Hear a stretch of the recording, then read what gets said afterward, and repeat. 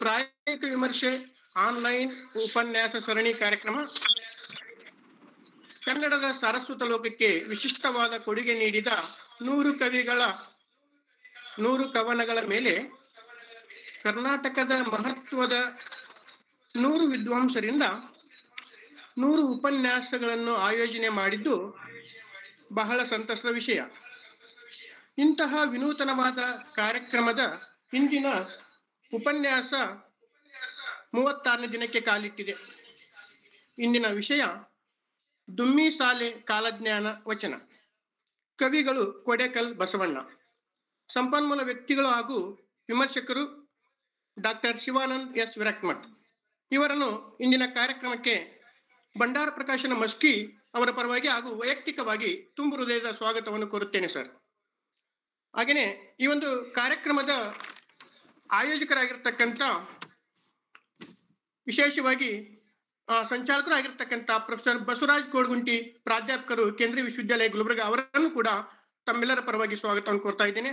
ಹಾಗೆ ಇನ್ನೋರ್ವ ಸಂಚಾಲಕರಾಗಿರ್ತಕ್ಕಂಥ ಶ್ರೀ ಬಾಬುರಾಯ್ ದೊರೆ ಮತ್ತು ಸಂಯೋಜಕರಾಗಿರುವಂತಹ ಮಧು ಬಿರಾದಾರ್, ಸಹ ಸಂಯೋಜಕರಾಗಿರ್ತಕ್ಕಂಥ ಸೈಯದ್ ಮಾಜೀಬ್ ಅಹಮದ್, ಶ್ರೀ ಬಸಯ್ಯ ಸ್ವಾಮಿ, ಶ್ರೀ ಕರ್ಲಿಂಗ ನಾಟಿಕರ್ ಅವರನ್ನು ಕೂಡ ಈ ಒಂದು ಸರಣಿ ಕಾರ್ಯಕ್ರಮಕ್ಕೆ ಸ್ವಾಗತ ಕೋರಿ, ಇಲ್ಲಿ ಪಾಲ್ಗೊಂಡಿರ್ತಕ್ಕಂಥ ಎಲ್ಲ ಸಾಹಿತಿಗಳು ಹಾಗೂ ಸಹೃದಯರಿಗೂ ಕೂಡ ಸ್ವಾಗತವನ್ನು ಕೋರಿ ಈಗ ಸಂಪನ್ಮೂಲ ವ್ಯಕ್ತಿಗಳ ಪರಿಚಯವನ್ನು ಮಾಡಿಕೊಳ್ಳಿಕ್ಕೆ ಇಷ್ಟಪಡ್ತಾ ಇದ್ದೀನಿ.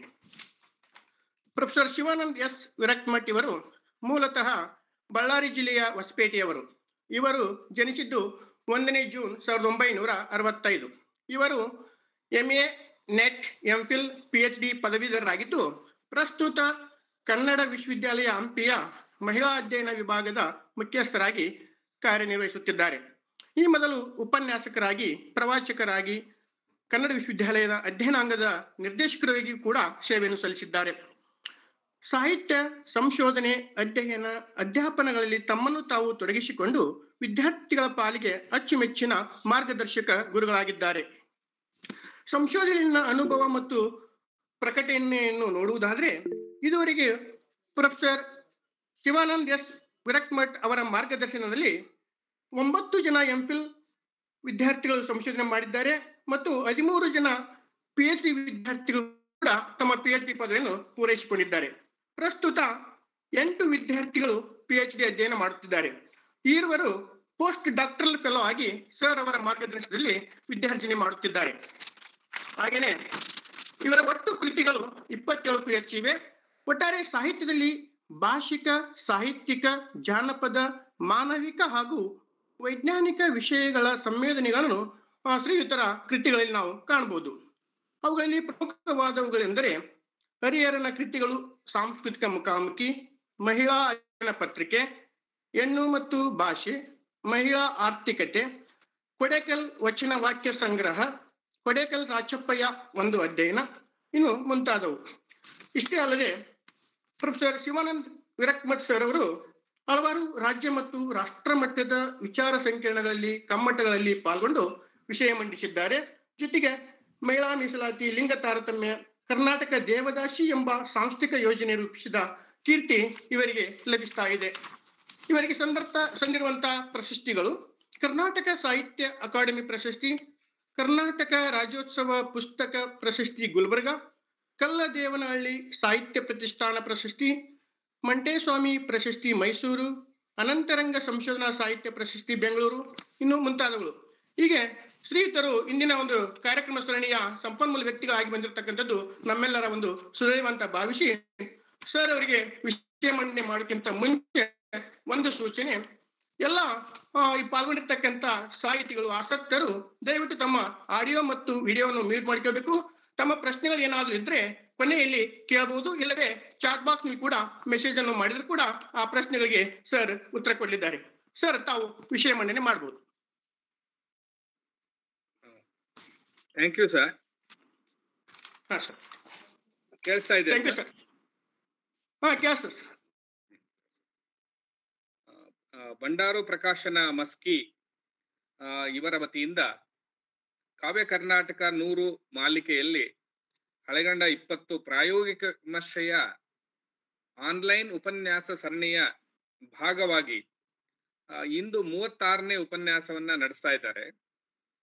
ಇಂದಿನ 36ನೇ ಉಪನ್ಯಾಸದ ವಿಷಯವನ್ನ ಈ ಕಲ್ಯಾಣ ಕರ್ನಾಟಕದ ಭಾಗವಾಗಿರ್ತಕ್ಕಂಥ ಈ ಕೊಡೇಕಲ್ ಬಸವಣ್ಣನವರನ್ನ ಕುರಿತು ಮಾಡೋದಕ್ಕೆ ಡಾಕ್ಟರ್ ಬಸವರಾಜ್ ಕೋಡಗುಂಟಿ ಅವರು ನನಗೆ ಸೂಚಿಸಿದ್ರು.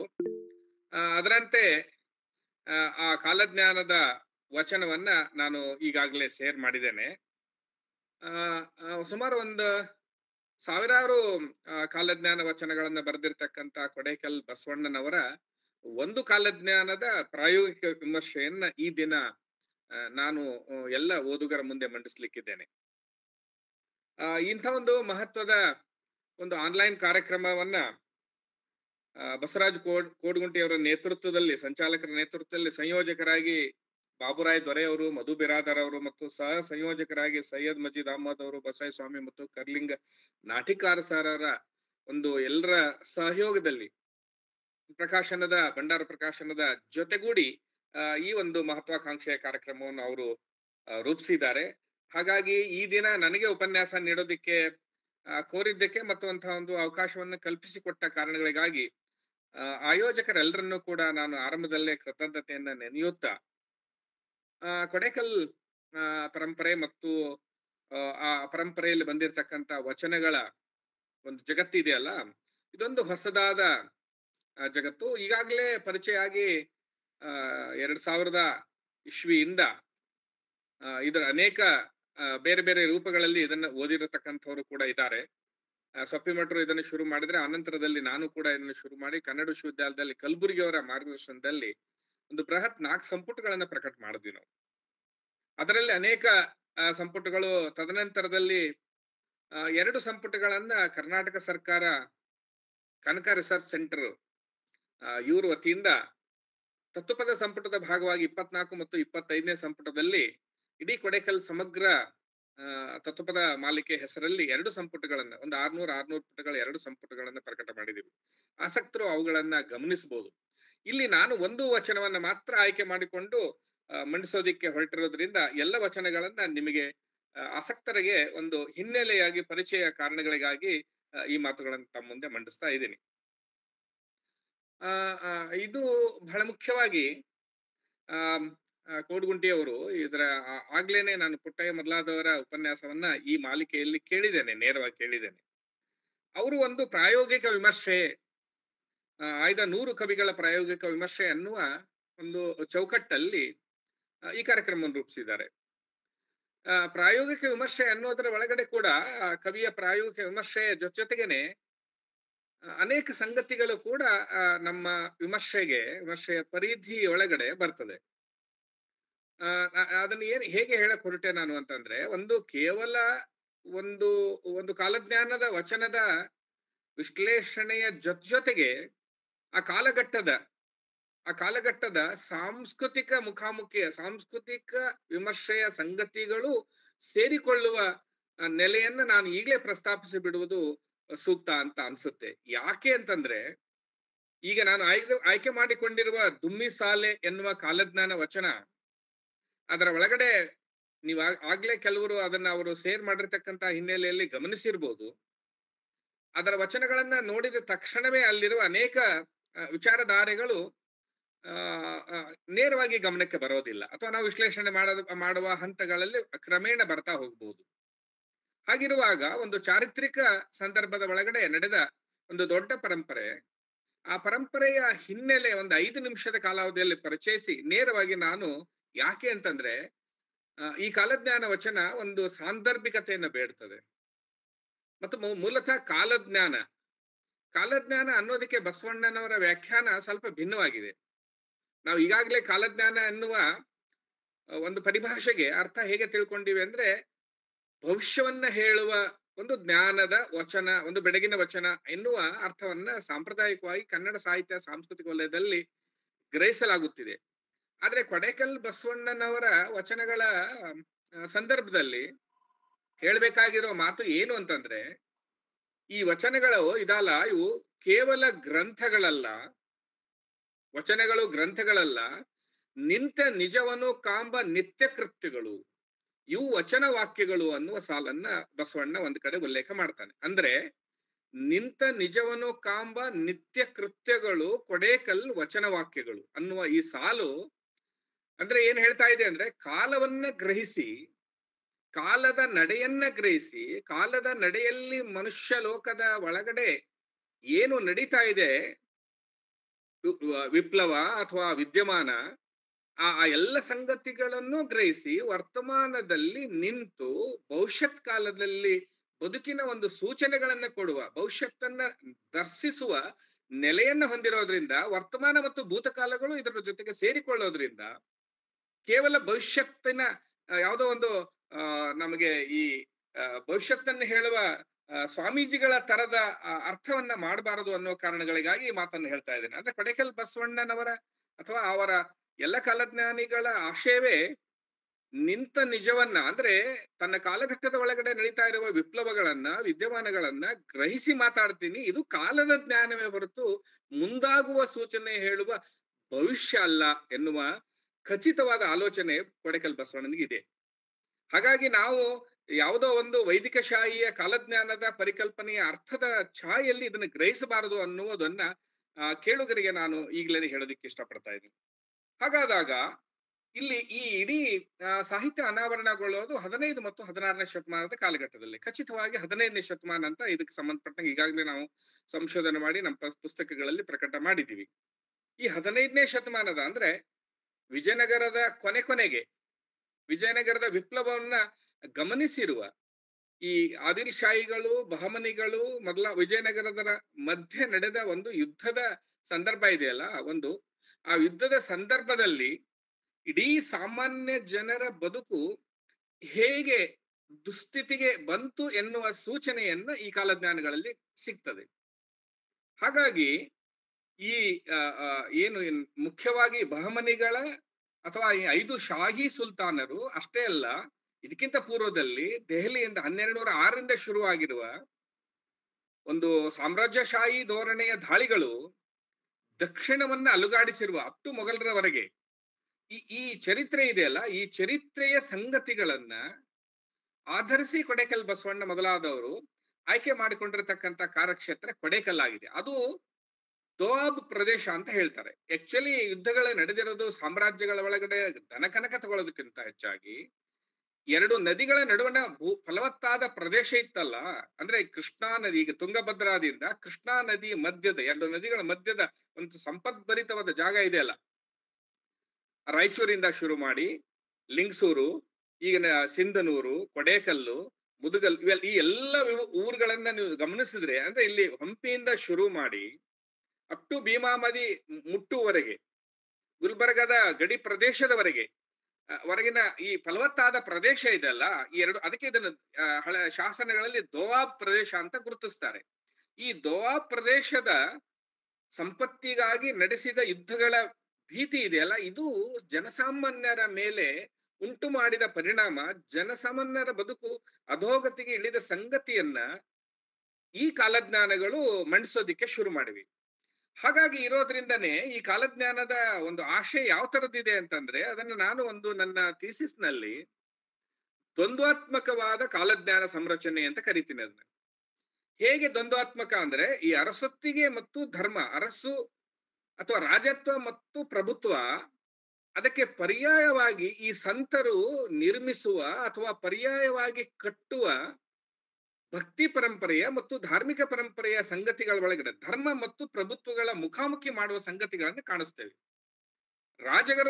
ರಾಜರು ಇಡೀ ಜನಸಮುದಾಯನ ತಮ್ಮೆಡೆಗೆ ಚಕ್ರಾಧಿಪತ್ಯದ ಎಡೆಯೊಳಗಡೆ ಸೇರಿಸಿಕೊಂಡು ವಿಚಾರ ಮಾಡುವ, ಆಲೋಚನೆ ಮಾಡತಕ್ಕಂಥ, ಅವರನ್ನ ಕಂಟ್ರೋಲ್ ಅಲ್ಲಿ ಇಟ್ಟುಕೊಂಡಿರ್ತಕ್ಕಂಥ ಜನಸಮುದಾಯದ ಬದುಕಿನ ಮೇಲೆ ನಿಯಂತ್ರಣ ಹೊಂದಿರತಕ್ಕಂಥ ಪ್ರಭುತ್ವದ ಚಕ್ರಾಧಿಪತ್ಯ ಒಂದ್ ಕಡೆ ಆದ್ರೆ, ಇದರಿಂದ ನಷ್ಟಕ್ಕೆ ಒಳಗಾಗಿರುವ ಇಡೀ ಜನಸಮುದಾಯವನ್ನ ಈ ಬಗೆಯ, ಅಂದ್ರೆ ಒಂದು ಬಗೆಯ ಗುರುವಿನ ಆಶಯವನ್ನ ಹೇಳ್ತಾ ಇಡೀ ಕಾಲಜ್ಞಾನದ ಮುಂದೆ ಮಂಡಿಸುವ ಅದರ ದುಮ್ಮಿಸಾಲೆ ಅನ್ನುವ ಒಂದು ಸೂಚನೆನೇ ಅಲ್ಲಿ ಕಾಣಿಸುತ್ತೆ. ಅಂದ್ರೆ ಅದಕ್ಕೆ ನಿಮಗೆ ಪರ್ಯಾಯವಾಗಿ ನಮಗೆ ಗುರು ಸಂಗಮನಾಥನಿದ್ದಾನೆ. ಕೊಡೇಕಲ್ ಬಸವಣ್ಣನ ಗುರು ಆಗಿರತಕ್ಕಂಥ ಇಬ್ಬರನ್ನು ಉಲ್ಲೇಖಿಸ್ತಾನೆ, ಸಂಗಮನಾಥ ಮತ್ತು ಪರಮಾನಂದ ಪ್ರಭು. ಇಬ್ರು ಹೆಬ್ಬಾಳದ ಪರಮಾನಂದ, ಅಲ್ಲೇ ಕೊಡೇಕಲ್ ಸುತ್ತಮುತ್ತ ಇರುವ ಒಂದು ಹೆಬ್ಬಾಳ ಅಂತ ಊರಿದೆ, ಅದರ ಪಕ್ಕದಲ್ಲಿ ಹೆಬ್ಬಾಳದಲ್ಲಿ ಇರ್ತಕ್ಕಂಥದ್ದು. ಇನ್ನು ಡಿಗ್ಗಿ, ಶಾಪುರದ ದಿಗ್ಗಿ ಸಂಗಮನಾಥ, ಈ ಇಬ್ರು ಗುರುಗಳನ್ನ ಇಟ್ಟುಕೊಂಡಿರುವ ಕೊಡೆಕಲ್ ಬಸವಣ್ಣ ಮೂಲತಃ ಹುಟ್ಟಿರೋದು ಹಂಪಿಯಲ್ಲಿ. ಹಂಪಿಯ ವಿಜಯನಗರದ ಪ್ರೌಢದೇವರಾಯನ ಕಾಲದಲ್ಲಿ 101 ವಿರಕ್ತರು ಮತ್ತು ಅನೇಕ ಶೂನ್ಯ ಸಂಪಾದನೆಗಳ ಚರಿತ್ರೆ ಒಂದು ಬಗೆಯಲ್ಲಿ ವಿಜಯ ಕಲ್ಯಾಣ ಅಂತ ಒಂದು ಸಾಮ್ರಾಜ್ಯಶಾಹಿ ಆಸರೆಯ ಒಳಗಡೆ ಈ ವಚನ ಸಾಹಿತ್ಯಕ್ಕೆ ಪೂರಕವಾಗಿರುವ ಅನೇಕ ಗ್ರಂಥ ರಾಶಿಗಳ ಚಟುವಟಿಕೆಯನ್ನ ವಿಜಯ ಕಲ್ಯಾಣದ ಒಳಗಡೆ ಎಷ್ಟು ಸಾಮ್ರಾಜ್ಯಶಾಹಿ ನೆಲೆಯಲ್ಲಿ ನಡೆದಿತ್ತು ಅನ್ನೋದು ಈಗಾಗಲೇ ಅಧ್ಯಯನಕಾರರಿಗೆ ಗೊತ್ತಿದೆ. ಇದನ್ನ ಯಾಕೆ ಪ್ರಿಯಾಂಬಲ್ ಹೇಳ್ತೀನಿ ಅಂದ್ರೆ, ಇಲ್ಲೇ ಇರ್ತಕ್ಕಂಥ ವಿಜಯನಗರದ ಕಾಲದಲ್ಲಿ ಹುಟ್ಟಿರುವ ಈ ಕೊಡೆಕಲ್ ಬಸವಣ್ಣ ಯಾಕೆ ವಿಜಯನಗರವನ್ನ ಆಯ್ಕೆ ಮಾಡಿಕೊಳ್ಳದೆ ಈ ದೋವಾ ಪ್ರದೇಶ, ಈ ಜಲದುರ್ಗದ ಪ್ರದೇಶವನ್ನು ಯಾಕೆ ಆಯ್ಕೆ ಮಾಡಿಕೊಂಡ, ಈ ಸಂಗತಿಯನ್ನು ವಿವರಿಸಿಕೊಳ್ಳೋದಕ್ಕೆ ಈ ಪ್ರಿಯಾಂಬಲ್ ಅನ್ನು ನಾನು ನಿಮ್ಗೆ ಸೂಚಿಸ್ತಾ ಇದ್ದೆ. ಅಂದ್ರೆ ಅವನ ಆಯ್ಕೆನೆ ಪ್ರಭುತ್ವಕ್ಕೆ ಪರ್ಯಾಯವಾದ ಗುರುಪಂಥ ಅಥವಾ ಈ ಅಮರ ಕಲ್ಯಾಣ. ಇದನ್ನ ಅವನು ಹೆಸರಿಸ್ತಾನೆ, ಇದು ಅಮರ ಕಲ್ಯಾಣ.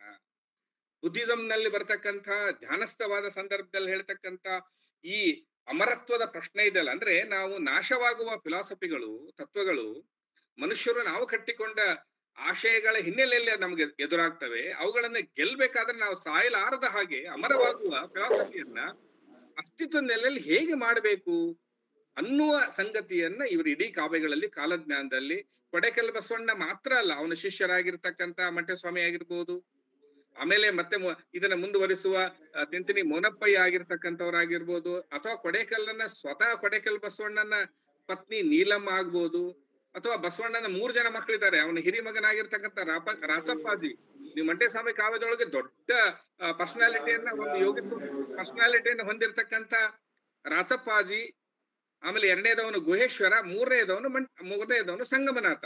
3 ಜನ ಮಕ್ಕಳು, ತನ್ನ ಗುರುಗಳಿಬ್ಬರು, ಶಿಷ್ಯರೊಂದಿಬ್ರು, ಹೀಗೆ ಒಂದು ಇಡೀ ಸ್ಕೂಲ್ ಆಫ್ ಥಾಟ್ ಅನ್ನುವ ಹಾಗೆ ಅಮರ ಕಲ್ಯಾಣ ನಡೆದು ಬಂದಿರೋದನ್ನ ಗ್ರಹಿಸಬಹುದಾಗಿದೆ. ಕೇಳಿಸ್ತಾ ಇದೆ ಸರ್? ಕೇಳಿಸ್ತದೆ. ಹಾಗಾಗಿ ಇಡೀ ಪರಂಪರೆ ಒಂದು ಸ್ಕೂಲ್ ಆಫ್ ಥಾಟ್ ಅನ್ನುವ ಹಾಗೆ ಒಂದು ದೊಡ್ಡ ಒಂದು ವಿಶ್ವವಿದ್ಯಾಲಯ ಮಟ್ಟದ ರೀತಿಯಲ್ಲಿ ಆ ಕಾಲಘಟ್ಟದಲ್ಲಿ ನಡೆದಿರೋದನ್ನ ಇಷ್ಟು ಪ್ರಿಯಾಂಬಲ್ ಹೇಳ್ತಾ ಹೇಗೆ ಈ ಕಾಲಜ್ಞಾನದಲ್ಲಿ ಅದರ ಆಶಯಗಳು ಮಂಡಿತವಾಗಿವೆ ಅನ್ನೋದನ್ನ ಮಂಡಿಸೋದಕ್ಕೆ ಹೋಗ್ತಾ ಇದ್ದೀನಿ. ಅಂದ್ರೆ ಇದು ನಾಟ್ ಓನ್ಲಿ ಒಬ್ಬ ಪಂಥದ ಗುರು ಅಥವಾ ಪಂಥದ ನಾಯಕ ಕೊಡೆಕಲ್ ಬಸವಣ್ಣ ಆಗಿದ್ದಾಗ್ಲೂ ಕೂಡ ಅವರ ಜೊತೆಗೆ ಸೇರಿಕೊಂಡಿರುವ, ಅಷ್ಟೇ ಅಲ್ಲ, ಕನಕದಾಸನು ಕೂಡ ಒಂದು ಯಾವುದೋ ಮುಂಡಿಗೆಯ ಪ್ರಶ್ನೆಯನ್ನು ಎತ್ಕೊಂಡು ಬಂದು ಈ ಕೊಡೆಕಲ್ ಬಸವಣ್ಣನ ಹಿರಿಯ ಮಗನಾದ ರಾಚಪ್ಪಾಜಿ ಜೊತೆಗೆ ಸಂವಾದ ಮಾಡ್ತಾನೆ. ಕನಕದಾಸನ ಕಾಗಿನೆಲೆ ಪಕ್ಕದಲ್ಲಿನೇ ಒಂದು ಕೊಡೆಕಲ್ ಬಸವಣ್ಣನ 3ನೇ ಮಗನಾಗಿರ್ತಕ್ಕಂಥ ಸಂಗಮನಾಥನ ಗುಡಿ ಜಾತ್ರೆಗಳು ಈಗಲೂ ನಡೀತಾ ಇವೆ. ಅದೇ ಕಾಗಿನೆಲೆಯಲ್ಲಿರ್ತಕ್ಕಂಥ ಊರಲ್ಲಿ ಒಬ್ಬ ಸರಶೆಟ್ಟಿ ಮನೆತನದ ಹೆಣ್ಣು ಮಗಳನ್ನ ರಾಚಪ್ಪಾಜಿ ಮದುವೆ ಆಗಿ ದಕ್ಷಿಣದ ಮಂಟೇಸ್ವಾಮಿ ಜೊತೆಗೆ ಮೈಸೂರು ಕಡೆ ಹೋಗಿ ಮಂಟೇಸ್ವಾಮಿ ದೊಡ್ಡ ಪರಂಪರೆಯನ್ನು ಸೃಷ್ಟಿ ಮಾಡಿದ್ದಾರೆ. ಅಂದ್ರೆ ಇದು ಹಂಪಿಯಿಂದ ಸರಿದು ಕೊಡೆಕಲ್ಲಲ್ಲಿ ನೆಲೆ ನಿಂತು ತದನಂತರದಲ್ಲಿ ಹೇಗೆ 12ನೇ ಶತಮಾನದ ಬಸವಣ್ಣನವರ ಸಂದರ್ಭದಲ್ಲಿ ನಡೆದ ವಚನ ಸಾಹಿತ್ಯ ಉಳಿವಿ ಕಡೆ ಹೇಗೆ ಶಿಫ್ಟ್ ಆಗಬೇಕಾದ ಸಂದರ್ಭ ಬಂತಲ್ವ, ಅದಕ್ಕೆ ಒಂದು ಎಳಹುಟೆಯ ಸಂದರ್ಭದಿಂದಾಗಿ, ಎಳಹುಟೆ ನಡೆದ ಸಂದರ್ಭದಲ್ಲಿ, ಅವತ್ತು ಅಂತರ್ಜಾತೀಯ ವಿವಾಹದ ಸಂದರ್ಭದಲ್ಲಿ ನಡೆದ ವಿಘಟನೆ ಇದೆಯಲ್ಲ, ಆ ವಿಘಟನೆಯಿಂದ ಇಡೀ ವಚನ ಸಾಹಿತ್ಯ ಹೇಗೆ ಏನೋ ಅಘಟಿತವಾದದ್ದು ನಡೆದೋಯ್ತು. ಇದನ್ನ ಚದುರಿಸ್ಕೊಂಡು ಹೋದ್ರು. ಆ ಸೈನ್ಯದ ಒಂದು ಪುಟಕ್ಕೆ ಬೆಚ್ಚಿ ಹೋದ ಶರಣರು ಕೂಡ ತಮಗೆ ನೆಲೆ ನಿಂತ ಯಾವ್ದಾವ್ದೋ ಬೆಟ್ಟ ಗುಡ್ಡಗಳಿಗೆ ಹೋಗ್ತಾ ಉಳಿವಿ ಕಡೆಗೆ ಹೋಗ್ಬೇಕು ಎನ್ನುವ ಸೂಚನೆಗೆ ಹೇಗೆ ಹೋದ್ರೋ ಹಾಗೆ ಇಲ್ಲಿಯೂ ಕೂಡ ಕೊಡೆಕಲ್ ಬಸವಣ್ಣನ ನೆಲೆ ಜಲದುರ್ಗದಿಂದ ಕೂಡ ಕ್ರಮೇಣ ಇದು ದಕ್ಷಿಣದ ಕಡೆಗೆ ಸರಿಯೋದನ್ನು ನೋಡ್ತೀವಿ ನಾವು. ಉತ್ತರ ಕರ್ನಾಟಕದಲ್ಲಿ ಕೂಡ ಇದು ತದನಂತರದಲ್ಲಿ ಸ್ವಲ್ಪ ಆಚೀಚೆ ಯಾವ ತರ ಅಂದ್ರೆ ಚಿತಾಪುರದ ಭಾಗದಲ್ಲಿ ಒಂದ್ ಸ್ವಲ್ಪ ಪ್ರಸಿದ್ಧ ಆಯ್ತು. ಅಲ್ಲಿ ದಂಡಗುಂಡ ಅಂತ ಬರುತ್ತೆ, ಆಮೇಲೆ ನಾಗಾವಿ ಅಂತ ಒಂದು ಜಾಗ ಬರುತ್ತೆ, ಅಲ್ಲಿ ಧರ್ಮ ಕಲ್ಯಾಣ ಅನ್ನುವಂತ ಇನ್ನೊಂದು ಪರಂಪರೆಯನ್ನು ಹುಟ್ಟಾಕ್ತಾನೆ. ಅವನ 5 ಜನ ಮಕ್ಕಳು ಬರ್ತಾರೆ. ಅಲ್ಲಿ ಇನ್ನೊಬ್ಬ ಹಿರಿಯನಾಗಿರ್ತಕ್ಕಂಥ ಸಾಲೋಟಿಯಲ್ಲಿ ಶಿವಯೋಗೇಶ್ವರ ಅಂತ ಬರ್ತಾನೆ, ಕಕ್ಕಳಮೇಲಿಯಲ್ಲಿ ಗದ್ದಿಗರಾಯ ಅಂತ ಬರ್ತಾನೆ. ಅಂದ್ರೆ ಇದು ಪರಂಪರೆ ಹೇಗೆ ಈ ಕಡೆ ಉತ್ತರ ಕರ್ನಾಟಕದಲ್ಲಿ ಈ ಕಡೆ ಒಡಬನಾಳ ನಾಗನಾಥ ಅಂತ ಬರ್ತಾರೆ. ಈ ಎಲ್ಲ ಅನೇಕ ಸಂತರು, ತಿಂತಿನಿ ಮೋನಪ್ಪಯ್ಯ, ಇವರೆಲ್ಲ ಉತ್ತರ ಕರ್ನಾಟಕದಲ್ಲಿ ಪ್ರಚಾರ ಮಾಡಿದ್ರೆ, ದಕ್ಷಿಣ ಕಡೆ ಸರಿದು ಹೋದಾಗ ಮಂಟೇಸ್ವಾಮಿ ಮತ್ತು ಕೊಡೆಕಲ್ ಬಸವಣ್ಣನ ಹಿರಿಯ ಮಗನಾಗಿರ್ತಕ್ಕಂಥ ರಾಚಪ್ಪಾಜಿ ಸೇರ್ಕೊಂಡು ಮಂಟೇಸ್ವಾಮಿ ಪರಂಪರೆ ಅನ್ನುವಂಥದ್ದನ್ನು ಕಟ್ತಾರೆ. ಇದ ನಂತರದಲ್ಲಿ ಇವತ್ತಿಗೂ ಕೂಡ ನೀವು ಗಮನಿಸ್ತೀರಿ, ಇದೇ ಮಂಟೇಸ್ವಾಮಿ ಮತ್ತು ರಾಚಪ್ಪಾಜಿಯ ಶಿಷ್ಯರಾಗಿರ್ತಕ್ಕಂಥ ದಲಿತ ನೀಲುಗಾರರು ಮಂಟೇಸ್ವಾಮಿ ಕಾವ್ಯವನ್ನು ಹೇಗೆ ಹಾಡ್ತಾರೆ, ಅಥವಾ ಈ ಸಾಂಸ್ಕೃತಿಕ ನಾಯಕರ ಕಥೆಯನ್ನೇ ವಸ್ತುವಾಗಿಟ್ಕೊಂಡು ಇದೇ ಕಾಲಜ್ಞಾನವನ್ನ ಮಾದರಿಯನ್ನ ಅಲ್ಲೂ ಹೇಳ್ತಾರೆ. ಅದನ್ನ ನಾನು ಮುಂದೆ ಚರ್ಚೆಯ ಸಂದರ್ಭದಲ್ಲಿ ಎತ್ಕೊಳ್ತೇನೆ. ಇದಿಷ್ಟು ಸ್ಥೂಲವಾದ ಒಂದು ಹಿನ್ನೆಲೆ, ಒಂದು ಸಾಂಸ್ಕೃತಿಕ ಹಿನ್ನೆಲೆ ಮಧ್ಯಕಾಲೀನ ಈ ಕಾಲಜ್ಞಾನಕ್ಕೆ ಅಗತ್ಯ ಆಗುತ್ತೆ ಅನ್ನುವ ಕಾರಣಗಳಿಗಾಗಿ ಇದಿಷ್ಟು ಹಿನ್ನೆಲೆಯನ್ನ ನಾನು ಪ್ರಿಯಾಂಬಲ್ ಆಗಿ ಕೊಟ್ಟೇನೆ. ಮತ್ತೆ ಬೇಕಾದ್ರೆ ಚರ್ಚೆಯಲ್ಲಿ ಇದಕ್ಕೆ ಪೂರಕವಾದ ಅನ್ನೋ ಸಂಗತಿಗಳನ್ನು ಹೇಳೋದಕ್ಕೆ ಇಷ್ಟಪಡ್ತಾ ಇದ್ದೀನಿ.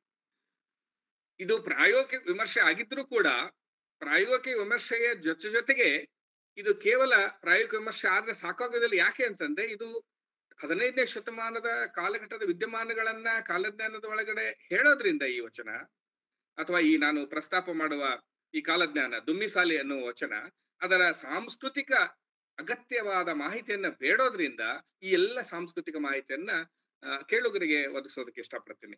ಈಗಾಗಲೇ ಕೇಳಿರೋರಿಗೆ ಅದರ ಮಾಹಿತಿ ಗೊತ್ತಿರ್ಬೋದು. ಈಗಾಗಲೇ ನಾನು ಉಪನ್ಯಾಸ ಇಂಥದ್ದು ಏನಾದ್ರು ಕೇಳಿದ್ರೆ, ಕೇಳದೇ ಇರೋವರಿಗೆ ಹೊಸಬರಿಗೆ ಅನುಕೂಲ ಆಗ್ಲಿ ಅನ್ನೋ ಕಾರಣಗಳಿಗಾಗಿ ಇದಿಷ್ಟು. ಅಂದ್ರೆ ಇದಕ್ಕೆ ಪ್ರಾಯೋಗಿಕ ವಿಮರ್ಶೆ ಮಾತ್ರ ಸಾಕಾಗೋದಿಲ್ಲ, ಇದಕ್ಕೆ ಸಾಂಸ್ಕೃತಿಕ ವಿಮರ್ಶೆ ಕೂಡ ಅಗತ್ಯ ಆಗುತ್ತೆ ಅನ್ನುವ ಕಾರಣಗಳಿಗಾಗಿ ಇದಿಷ್ಟು ಹಿಸ್ಟ್ರಿಯನ್ನ, ಅದರ ಚರಿತ್ರೆಯನ್ನ ನಿಮ್ ಮುಂದೆ ಇಲ್ಲಿವರೆಗೆ ಮಂಡಿಸಿದ್ದೇನೆ.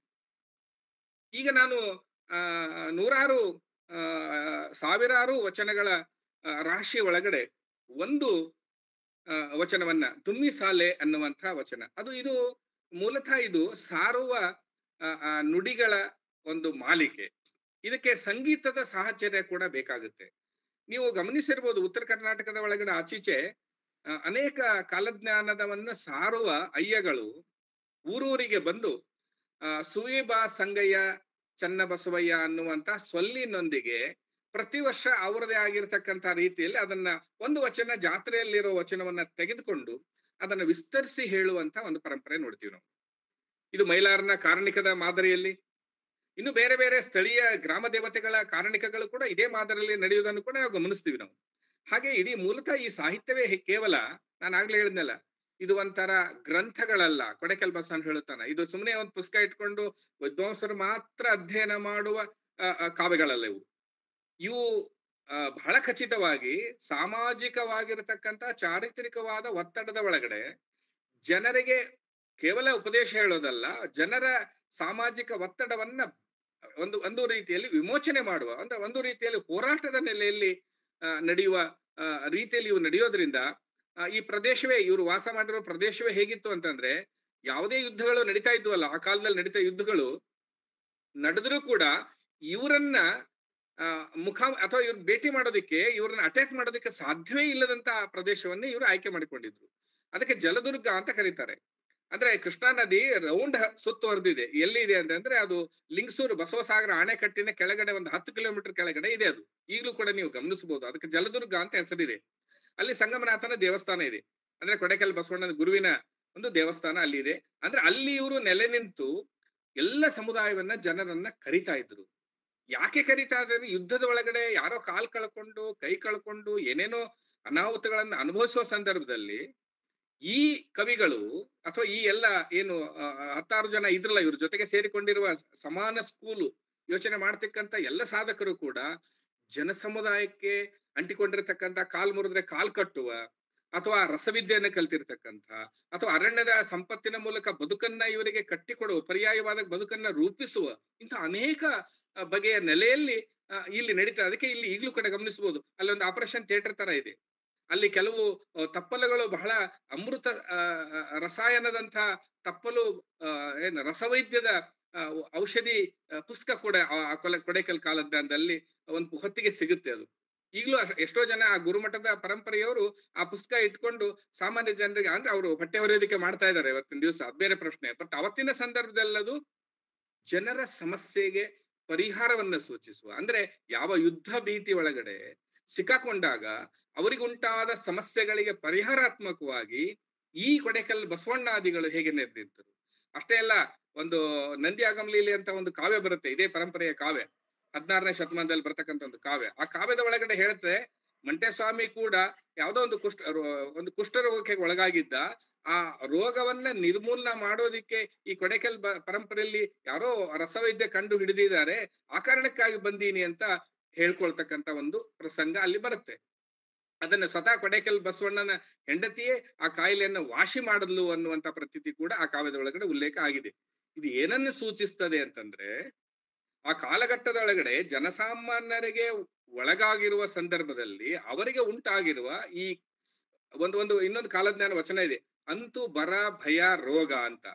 ಅಂದ್ರೆ ಬರಗಾಲ ಅನ್ನೋದು ಇಲ್ಲಿ ವಾಸ್ತವ, ಭಯ ಅನ್ನೋದು ಯುದ್ಧಗಳು ಉಂಟು ಮಾಡಿರತಕ್ಕಂತ ಅನೇಕ ಬಗೆಯ ಭಯಗಳು ಆಗಿರ್ಬೋದು. ಯುದ್ಧದ ಭಯ ಕೂಡ ಬಹಳ ಮುಖ್ಯವಾಗಿರೋದು. ಇಂಥ ಭಯಗಳಿಂದ ಜನ ಬೇಸತ್ತಾದಾಗ ಅಥವಾ ಯುದ್ಧಗಳಿಗೆ ಒಳಗಾದಾಗ, ಯಾವುದೋ ಅಂಗವೈಕಲ್ಯವನ್ನು ಕಳೆದುಕೊಂಡಾಗ ಏನ್ ಮಾಡ್ಬೇಕು? ಪರ್ಯಾಯ ಏನು? ಮೊದಲೇ ಬರಗಾಲ, ಅದರಿಂದ ಪರ್ಯಾಯ ಏನು? ರೋಗ ರುಜಿನಗಳು ಉಂಟಾದಾಗ ಪರ್ಯಾಯಗಳೇನು? ಈ ಎಲ್ಲ ಪರ್ಯಾಯಗಳಿಗೆ ಅಂತೂ ಬರ ಭಯ ರೋಗ ಅಂತ ಒಂದು ಕಾಲದ ನಾನು ಕೊಡೇಕಲ್ ಬಸವಣ್ಣಂತ ಇದೆ, ಅದನ್ನೇ ಆಯ್ಕೆ ಮಾಡಿ ಹೇಳೋಣ ಅಂತ ಅನ್ಕೊಂಡಿದ್ದೆ ನಾನು. ಅದಕ್ಕಿಂತ ಇಂದು ಸಾಂಸ್ಕೃತಿಕವಾಗಿ ಭಿನ್ನ ಇದೆ ಅನ್ನೋ ಕಾರಣಕ್ಕಾಗಿ ಇದನ್ನ ಆಯ್ಕೆ ಮಾಡ್ಕೊಂಡೇನೆ. ಪ್ರಾಸಂಗಿಕವಾಗಿ ಅದನ್ನ ಉಲ್ಲೇಖ ಮಾಡ್ತಾ ಇದ್ದೀನಿ ನಾನು.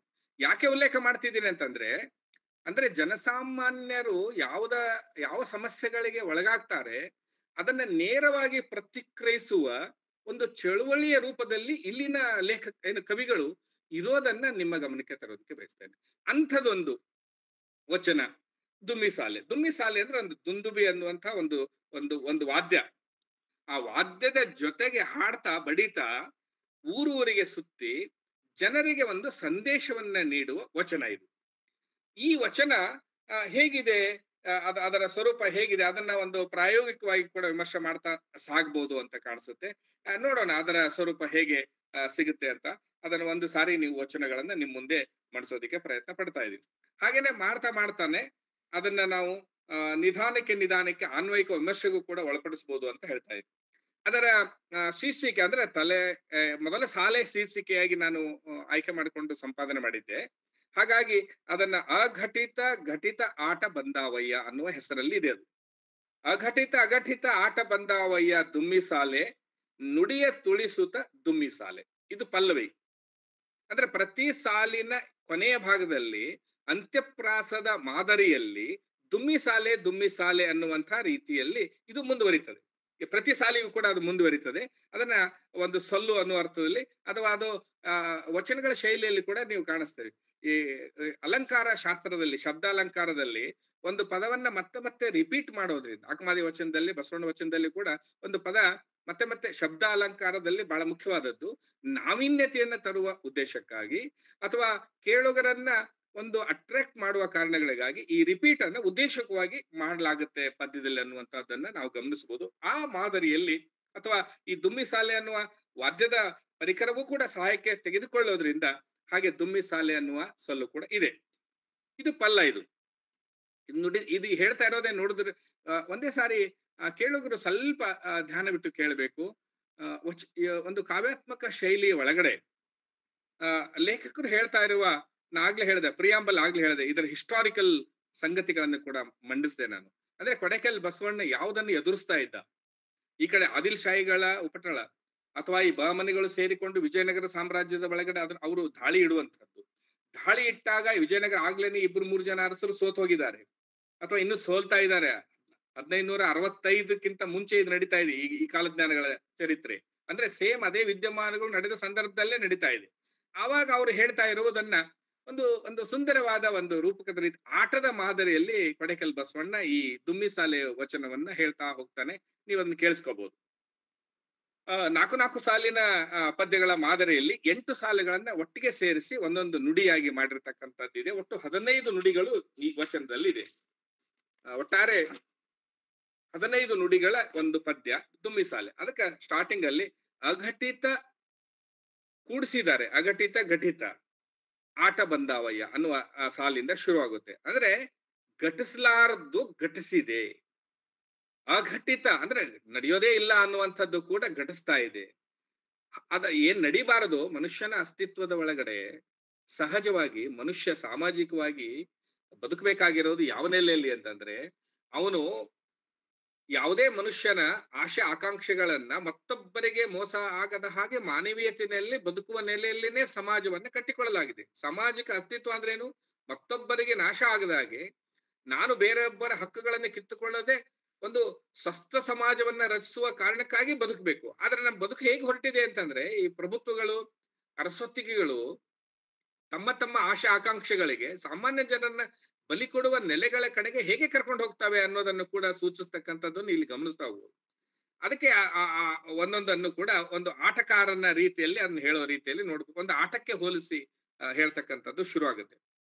ಆಟಗಾರನು ಆಡುವ ದಿನ ಬಂತು ದುಮ್ಮಿಸಾಲೆ, ಜಗದ ಬ್ಯಾಟಿಕಾರನ ಬಲೆಯು ಬಿತ್ತಯ್ಯ ದುಮ್ಮಿಸಾಲೆ, ಕಷ್ಟವು ಹಮ್ಮೀತು ಕರ್ಮಿ ಪಾತಕರಿಗೆ ದುಮ್ಮಿಸಾಲೆ, ಬಲು ಪಾಟಿಗೆಟ್ಟಿ ಹೋದಾಗೂ ಶಕುನ ಶಾಸ್ತ್ರಗಳೆಲ್ಲ ದುಮ್ಮಿಸಾಲೆ, ಕರ್ಮದ ಮನೆಗಿನ್ನು ಕಾವಳ ಕವಿದೀತು ದುಮ್ಮಿಸಾಲೆ, ಕರ್ಮದ ಮನೆಗಿನ್ನು ಕಾವಳ ಕವಿದೀತು ದುಮ್ಮಿಸಾಲೆ, ನಿರ್ಮಳ ಭಕ್ತರಿಗೆ ನಿತ್ಯ ಅನ್ನ ಪಡಿಗಳು ದುಮ್ಮಿಸಾಲೆ, ಹತ್ತಿರ ಸಾರಿ ಬರುತ್ತಲಿವೆ ದಿನಗಳು ದುಮ್ಮಿಸಾಲೆ, ಮುಂದೆ ಕರ್ತೃ ಬಸವ ಪ್ರಭುವಿನಾಟವು ದುಮ್ಮಿಸಾಲೆ. ಒಂದು ನುಡಿಯನ್ನ ಮಾತ್ರ ತಮ್ಮ ಮುಂದೆ ವಾಚಿಸಿದ್ದೆ ನಾನು. ಇದರ ಪ್ರಾಯೋಗಿಕ ವಿಮರ್ಶೆಗೂ ಕೂಡ ಒಟ್ಟೊಟ್ಟಿಗೆ ಹೋಗ್ತೀನಿ. ನಾನು ಇಡಿಯಾಗಿ ವಚನವನ್ನ ಓದ್ಕೊಂಡು ಹೋದ್ರೆ ಯಾರಿಗೂ ನೆನಪಿನಲ್ಲಿ ಉಳಿಯಲ್ಲ, ದೀರ್ಘವಾಗಿರೋದ್ರಿಂದ ಈ 8 ಸಾಲಿನ ಪದ್ಯಗಳ ಒಳಗಡೆ ಮಂಡಿಸುವ ಒಂದು ಪದ್ಯದ ಆಶಯವನ್ನ, ಅದರ ಅನ್ವಯಿಕ ಅಥವಾ ಅದರ ಅರ್ಥವನ್ನ ತಮ್ಮ ಮುಂದೆ ಮಂಡಿಸ್ತಾ ಹೋಗ್ತೀನಿ. ಆಟಗಾರನು ಆಡುವ ದಿನ ಬಂತು ದುಮ್ಮಿಸಾಲೆ. ಇಲ್ಲಿ ಚರಿತ್ರೆ ಒಳಗಡೆ ಅವನು ಹೇಳ್ತಾ ಇರೋದು ಆಟಗಾರ. ಯಾರು ಆಟಗಾರ? ಇಲ್ಲಿ ಕೊಡೆಕಲ್ ಬಸವಣ್ಣನೂ ಆಗಿದ್ದಾನೆ, ಅವನ ಬಸವಣ್ಣನಾಗಿರ್ತಕ್ಕಂಥ ಬಸವಣ್ಣನ ಗುರು ಆಗಿರ್ತಕ್ಕಂಥ ಸಂಗಮನಾಥನು ಇದ್ದಾನೆ, ಅವನ ಜೊತೆ ಇರುವ ಇನ್ನೊಬ್ಬ ಅಲ್ಲಮ ಪ್ರಭುವಿನ ಅವತಾರವೆಂದೇ ಭಾವಿಸುವ ಹೆಬ್ಬಾಳದ ಪರಮಾನಂದ ಇದ್ದಾನೆ. ಅಂದ್ರೆ ಚಾರಿತ್ರಿಕ ವ್ಯಕ್ತಿಗಳು ಇವ್ರು. ಯಾರು ನಾನು ದೇವ್ರು ಅಂತ ಹೇಳ್ತಾ ಗಮನಿಸಬಹುದು, ದಯವಿಟ್ಟು ಕೇಳುಗರೆಲ್ಲರೂ ಗಮನಿಸಬೇಕು. ಅಂದ್ರೆ ಕೊಡೆಕಲ್ ಬಸವಣ್ಣನ ಗುರುವನನ್ನ ಸಾಕ್ಷಿ ಇಟ್ಕೊಂಡು, ಆತ್ಮಸಾಕ್ಷಿ ಇಟ್ಕೊಂಡು, ನನ್ನ ಜೊತೆ ಗುರುವಿನ ಮೂಲತಃ ಇದೊಂದು ಗುರು ಪರಂಪರೆ. ಈ ಗುರು ಪರಂಪರೆಗಳು ಯಾವಾಗಲೂ ಕೂಡ ಮಾನವೀಕರಣ ಇರ್ತವೆ. ತಮಗೆ ಅನಿಸಿರ್ತಕ್ಕಂಥದ್ದನ್ನ ಶಿಷ್ಯರ ಜೊತೆಗೆ ಹಂಚ್ಕೊಂಡು ಪರಸ್ಪರ ಮುಖಾಮುಖಿ ಆಗುವ ನೆಲೆಯ ಒಳಗಡೆ ಇವುಗಳ ಏನು ಅಭಿವ್ಯಕ್ತಿಗಳಿರ್ತವೆ. ಅದಕ್ಕೆ ಇವನು ಹೇಳ್ತಾನೆ ಆಟಗಾರ ಯಾರು ಇರುವುದು ಅಂದ್ರೆ ನೀವು ಅದನ್ನ ಅರ್ಥ ಮಾಡ್ಕೋಬೇಕು. ಅಂದ್ರೆ ಇಲ್ಲಿ ಒಬ್ಬರನ್ನ ಆರೋಪಿಸಲಾಗುತ್ತೆ. ಆರೋಪಿಸುವ ರೀತಿಯಲ್ಲಿ ಅಂದ್ರೆ ಮೂಲತಃ ಕಾವ್ಯ ಆಗಿರೋದ್ರಿಂದ ಈ ಒಂದು ಬಗೆಯ ಪ್ರತಿಮೆಯನ್ನ, ಕಾವ್ಯದ ಸಹಜ ಲಕ್ಷಣ ಅದು ಪ್ರತಿಮೆ ಮೂಲಕ ಮುಂದುವರಿಯುವುದು. ಹಾಗೆ ಒಂದು ಪ್ರತಿಮೆಯನ್ನ ಕೊಡ್ತಾನೆ, ಆಟದ ಪ್ರತಿಮೆ. ಏನದು? ಆಟಗಾರನು ಆಡುವ ದಿನ ಬಂತು. ಯಾಕಂದ್ರೆ ಇಲ್ಲಿವರೆಗೆ ಏನಾಗಿದೆ, ಮನುಷ್ಯ ತನ್ನ ಸಂತೋಷಕ್ಕೆ ಏನೇನೋ ಕಟ್ಕೊಂಡಿದ್ದಾನೆ. ಕಟ್ಕೊಂಡ ಮೇಲೆ ಒಂದು ಪ್ರಭುತ್ವ ಅಂತ ಕಟ್ಕೊಂಡಾನೆ. ಪ್ರಭುತ್ವಕ್ಕೆ ಪೂರಕವಾಗಿ ಪ್ರಭು ಆಗಿರ್ತಕ್ಕಂಥವ್ರು ಜನತಾ ಸೇವೆಯೇ ಜನಾರ್ದನನ ಸೇವೆ ಅಂದ್ಕೊಂಡು ಅವನು ಮಾಡ್ಬೇಕು. ಪ್ರಜಾಸತ್ತಾತ್ಮಕವಾಗಿ ಪ್ರಭುತ್ವವನ್ನ ಆಟ ಆಡ್ಬೇಕು. ಆದ್ರೆ ಏನಾಗಿದೆ, ಪ್ರಭುತ್ವ ತನ್ನ ಲೋಲುಪತಿಗಾಗಿ ಜನಸಾಮಾನ್ಯರ ಬದುಕನ್ನ ನಾಶ ಮಾಡ್ತಾ ಇದೆ. ಹಾಗಾದಾಗ ಈ ನಾಶ ಮಾಡದ ಬಂದಾಗ ಈ ಪ್ರಭುತ್ವಕ್ಕೆ ಪರ್ಯಾಯವಾದ, ಅರಮನೆಗೆ ಪರ್ಯಾಯವಾದ ಗುರುಮನೆಯನ್ನ ಕಟ್ಕೋಬೇಕು. ಹಾಗಾಗಿ ಗುರುಮನೆ ಕಟ್ಕೊಳ್ಳದೆ ಹೋದ್ರೆ ಕಷ್ಟ ಆಗುತ್ತೆ. ಇಲ್ಲಿವರೆಗೆ ನಡೆದಿದೆ ಆಟ. ಈ ಆಟವನ್ನ ನಿಲ್ಲಿಸುವ, ಈ ಆಟ ಆಡ್ತಾ ಇದಾರಲ್ಲ ಅವರನ್ನ ಒಂದು ರೀತಿಯಲ್ಲಿ ನಿಲ್ಲಿಸುವ ನಿಜವಾದ ಆಟಗಾರ ಬಂದಿದ್ದಾನೆ, ನನ್ನ ಗುರು ಬಂದಿದ್ದಾನೆ, ನಾನು ಬಂದಿದ್ದೀನಿ ಅನ್ನುವಂತ ಅಂಶವನ್ನ ಹೇಳೋದಿಕ್ಕೆ ಹೊರಡ್ತಾ ಇದ್ದೇನೆ. ಆಟಗಾರನು ಆಡುವ ದಿನ ಬಂತು. ಇಲ್ಲಿವರೆಗೆ ನೋಡಿ ನೋಡಿ ಸಾಕಾಯ್ತು, ಇನ್ನು ಮೇಲೆ ನಾನು ಆಡ್ಬೇಕಾಗಿದೆ. ಜಗದ ಬ್ಯಾಟಿಕಾರನ ಬಲೆಯು ಬಿತ್ತಯ್ಯ. 2ನೇ ಸಾಲಲ್ಲಿ ಅದು ಮುಂದುವರಿತದೆ. ಅಂದ್ರೆ ಬೇಟೆಕಾರನಿಗೆ ಹೋಲಿಸಿ ಜಗದ ಬ್ಯಾಟಿಕಾರನು, ಜಗತ್ತನ್ನ ಆಳುವ, ಜಗತ್ತನ್ನೇ ಒಂದು ರೀತಿ ಆಟಕ್ಕೆ ಜಗತ್ತನ್ನ ಒಂದು ಬೇಟಿಗೆ ಹೋಲಿಸಿ ಬ್ಯಾಟಿಕಾರನ ಬಲೆಯು ಬಿತ್ತಯ್ಯ, ಕಷ್ಟವೂ ಹಮ್ಮೀತು ಕರ್ಮಿ ಪಾತಕರಿಗೆ. ಇಲ್ಲಿ 2 ನೆಲೆಗಳಲ್ಲಿ ಈ ಪದ್ಯ ಮುಂದುವರಿತಾ ಹೋಗ್ತದೆ. ಏನದು 2 ಅಂತಂದ್ರೆ, ಜಗತ್ತಿನ ಒಳಗಡೆ ಇರುವ ಈ ಜನಸಾಮಾನ್ಯರಿದ್ದಾರಲ್ಲ, ಜನಸಾಮಾನ್ಯರಿಗೆ ಅನೇಕ ಸಮಸ್ಯೆಗಳು ಬರ್ತವೆ. ಆ ಸಮಸ್ಯೆಗಳನ್ನ ಎದುರಿಸುವ, ಅದಕ್ಕೆ ಪರಿಹಾರವನ್ನ ಕಂಡುಕೊಳ್ಳುವ ಒಂದು ಶಕ್ತಿ ಅವ್ರಿಗೆ ಇಲ್ಲಿರಲ್ಲ. ಹಾಗಾಗಿ ಅವ್ರು ಏನ್ ಮಾಡ್ತಾರೆ, ನನ್ನ ರಾಜ ಇದ್ದಾನೆ, ನನ್ನ ದಣಿ ಇದ್ದಾನೆ, ನನ್ನ ದೊರೆ ಇದ್ದಾನೆ, ನನ್ನನ್ನು ಕಾಪಾಡ್ತಾನೆ. ಜಿತೇನ ಲಭ್ಯತೆ ಲಕ್ಷ್ಮಿ ಮೃತೇನಾಪಿ ಸುರಾಂಗನ. ಅಂದ್ರೆ ನನಗೆ ಗೆದ್ರೆ ಏನೋ ಒಂದು ಸಿಗುತ್ತೆ. ಈ ಬಗೆಯ ಆಶಯಗಳ ಒಳಗಡೆ ಜನಸಾಮಾನ್ಯರು ಸೈನಿಕರಾಗುವ, ಜನಸಾಮಾನ್ಯರ ಬದುಕು ಏನಿದ್ರು ನಮ್ಮ ರಾಜನೇ ಪ್ರತ್ಯಕ್ಷ ದೇವತಾ, ರಾಜ ಪ್ರತ್ಯಕ್ಷ ದೇವತಾ. ಹಾಗಾಗಿ ರಾಜ ಎಲ್ಲ ನಮ್ಗೆ ಸಂತೋಷವನ್ನೇ ಕೊಡ್ತಾನೆ ಅನ್ನುವಂತ ಒಂದು ನಂಬಿಕೆ ಇದೆ ಅಲ್ಲ, ಆ ನಂಬಿಕೆ ಒಳಗೆ ಬದುಕ್ತಾ ಇರುವವರು ಜನರಿಗೆ ಏನಾಗ್ತಾ ಇದೆ ಅನ್ನೋದು ಈ ಪದ್ಯದಲ್ಲಿ ವಿವರಿಸ್ತಾ ಹೋಗ್ತಾ ಇದೆ. ಆಟಗಾರನು ಆಡುವ ದಿನ ಬಂತು, ಜಗದ ಬ್ಯಾಟಿಕಾರನ ಬಲೆಯು ಬಿತ್ತಯ್ಯ, ಕಷ್ಟವೂ ಹಮ್ಮೀತು ಕರ್ಮಿ ಪಾತಕರಿಗೆ. ಪಾತಕರಿದಾರಲ್ಲ, ಕರ್ಮಿ ಅಂದ್ರೆ ಏನೇನೋ ಇಟ್ಕೊಂಡು ಏನೋ ದಾಳಿ ಮಾಡ್ತಾ ಇದಾರಲ್ಲ, ಅಥವಾ ಜನರ ಬದುಕನ್ನ ದುಸ್ಥಿತಿಗೆ ತಳ್ತಾ ಇದಾರಲ್ಲ, ಅವರೆಲ್ಲ ಬಲು ಪಾಟಿಗೆಟ್ಟು ಹೋದಾಗೂ ಶಕುನ ಶಾಸ್ತ್ರಿಗಳಲ್ಲ. ಅವರೆಲ್ಲ ಶಕುನ ಶಾಸ್ತ್ರ ಏನೋ ಹೇಳ್ತಾರೆ ನಿಮಗೆ, ಅಥವಾ ಮೂಢನಂಬಿಕೆಗಳನ್ನ ನಿಮ್ಗೆ ಮಂಡಿಸ್ತಾರೆ. ಇಲ್ಲಿ ನಿಮ್ಗೆ ಒಳ್ಳೇದಾಗತ್ತೆ. ಚೆನ್ನಾದ ಸುಳ್ಳುಗಳನ್ನ, ಕ್ರೀಮ್ ಹಚ್ಚಿ ಸುಳ್ಳುಗಳನ್ನ ಹೇಳ್ತಾರೆ. ಶಕುನ ಶಾಸ್ತ್ರಗಳನ್ನು ಈ ನೆಗೆಟಿವ್ ಅರ್ಥದಲ್ಲಿ ಬಳಸ್ತಾನೆ ಇಲ್ಲಿ. ಬಲು ಪಾಟಿಗೆಟ್ಟು ಹೋದಾಗೂ ನಿಮ್ಮ ಶಕುನ ಶಾಸ್ತ್ರಗಳೆಲ್ಲ ಕರ್ಮದ ಮನೆಗಿನ್ನು ಕಾವಳ ಕವದೀತು. ನೀವು ಏನೋ ನಮ್ಮ ಕರ್ಮ ಏನೋ ಏನ್ ಮಾಡಕ್ಕಾಗ್ತೀರಿ, ನಮ್ಮ ಹಣೆ ಬರ ಹಾಗಾಗಿ ನಮ್ಮ ಕರ್ಮ ನಾವು ಈ ಪರಿಸ್ಥಿತಿಗೆ ಬಂದಿದೀವಿ ಅನ್ನುವಂತ ಈ ಕತ್ತಲೆಯ ಆಲೋಚನಾ ಕ್ರಮ ಇದೆಯಲ್ಲ, ಅದನ್ನೇ ಹೇಳ್ತಾ ಇದ್ದಾರೆ. ಕರ್ಮದ ಮನೆಗಿನ್ನು ಕಾವಳ ಕವಿದೀತು, ನಿರ್ಮಳ ಭಕ್ತರಿಗೆ ನಿತ್ಯನ್ನ ಪಡಿಗಳು. ಅಂದ್ರೆ ನೀವು ಯಾವುದನ್ನ ನಿಮ್ಮ ಪರಿಸ್ಥಿತಿಗೆ ನಿಮ್ಮ ಹಣೆ ಬರಹ ಎಂದು ಯೋಚಿಸುವ ಒಂದು ಜನರ ಮನಸ್ಸಿನಿಂದ ನೀವೇನು ಮುಂದುವರಿತಾ ಇದ್ದೀರಲ್ಲ, ನಿಮ್ಮ ಬಗೆಗೆ ಏನ್ ನಡೀತಾ ಇದೆ ಆದ್ರೆ ಈ ತರದ ಬದುಕಿನ ನೆಲೆಯಿಂದ ನೀವು ನಂಬಿ ಹೋದ್ರೆ ಏನೂ ಸಿಗೋದಿಲ್ಲ. ಯಾಕೆ ಅಂತಂದ್ರೆ ಕರ್ಮಿ ಪಾತಕರಿದ್ದಾರೆ ಅಲ್ಲಿ. ನಿಮ್ಮ ಆರೋಗ್ಯದ ಅಥವಾ ನಿಮ್ಮ ಬದುಕಿನ ಆಶಯವನ್ನ ಅವ್ರು ಪಾಲಿಸೋದಿಕ್ಕಿಲ್ಲ, ತಮ್ಮ ಸ್ವಾರ್ಥವನ್ನ ಪಾಲಿಸೋದಿಕ್ಕಿದ್ದಾರೆ. ಹಾಗಾಗಿ ನಿಮಗೆ ಏನಾಗುತ್ತೆ ಅನ್ನೋದಕ್ಕೆ ಇನ್ನಷ್ಟು ಹೇಳ್ತಾರೆ ನೋಡಿ. ಆದರೆ ನಮ್ಮ ಸಂತರಿದಾರಲ್ಲ, ನಮ್ಮ ಹಿಂದಿದಾರಲ್ಲ, ನಿರ್ಮಳ ಭಕ್ತರಿದಾರಲ್ಲ, ನಿರ್ಮಳ ಭಕ್ತರಿಗೆ ನಿತ್ಯಾನ್ನ ಪಡಿಗಳು. ನಿತ್ಯಾನ್ನ ಪಡಿಗಳು ಅಂದ್ರೆ ಇಲ್ಲೊಂದು ಸಂಧಿ ಮಾಡಲಾಗಿದೆ. ನಿತ್ಯ ಅನ್ನದ ಪಡಿ ಅಂದ್ರೆ ಒಂದು ಜಾತ್ರೆಯಲ್ಲಿ ಅನ್ನದ ರಾಶಿ. ನಿಜವಾಗಿ ಭಕ್ತರಿದಾರಲ್ಲ, ಅಲ್ಲಿ ನಮ್ಮ ದೊರೆ ಇದ್ದಾನೆ, ಅಂದ್ರೆ ನಮ್ಮ ಗುರು ಇದ್ದಾನೆ, ನನ್ನ ದೈವ ಇದ್ದಾನೆ, ನನ್ನ ಜೊತೆ ಇದ್ದಾನೆ, ನನ್ ಜೊತೆ ಬನ್ನಿ ನೀವು ಬದುಕಿಗೆ. ನೀವ್ ಯಾವ್ದೋ ಪ್ರಭುತ್ವದ ಬೆನ್ನತ್ತಿ ಹೊರಟಿರಲ್ಲ, ಹಂಗ ಹೋದ್ರೆ ಏನಾಗತ್ತೆ ಗೊತ್ತಾ, ಕರ್ಮದ ಮನೆಗೆನ್ನು ಕಾವಳ ಕೈದಿತ್ತವೆ, ಬಲು ಪಾಟಿಗೆಟ್ಟು ಹೋಗ್ಯಾವ ಶಕುನ ಶಾಸ್ತ್ರಗಳೆಲ್ಲ. ಕಷ್ಟವು ಹಮ್ಮೀತು ಕರ್ಮಿ ಪಾತಕರಿಗೆ, ಕಷ್ಟ ಬಂದೇ ಬರುತ್ತೆ ಅವ್ರಿಗೆ, ಕರ್ಮಿ ಪಾತಕರಿಗೆ. ಅದಕ್ಕೆ ನೀವೇನ್ ಮಾಡ್ರಿ, ನಿರ್ಮಳ ಭಕ್ತರಿಗೆ ನಿತ್ಯ ಅನ್ನ ಪಡಿಗಳಿವೆ. ಇಲ್ಲಿ ಅನ್ನದ ಪಡಿನೇ ಇದೆ. ಅಶ್ವಿನ ಪ್ರಶ್ನೆ ಬಹಳ ದೊಡ್ಡದು, ದೇವನೂರು ಹೇಳ್ತಾರೆ, ಹೌದಲ್ಲ? ಅವ್ರ ಕೃತಿ ಶೀರ್ಷಿಕೆನೆ ಅದೇ ಹೇಳ್ತಾ ಇದೆ, ಅಶ್ವಿನ ಪ್ರಶ್ನೆ.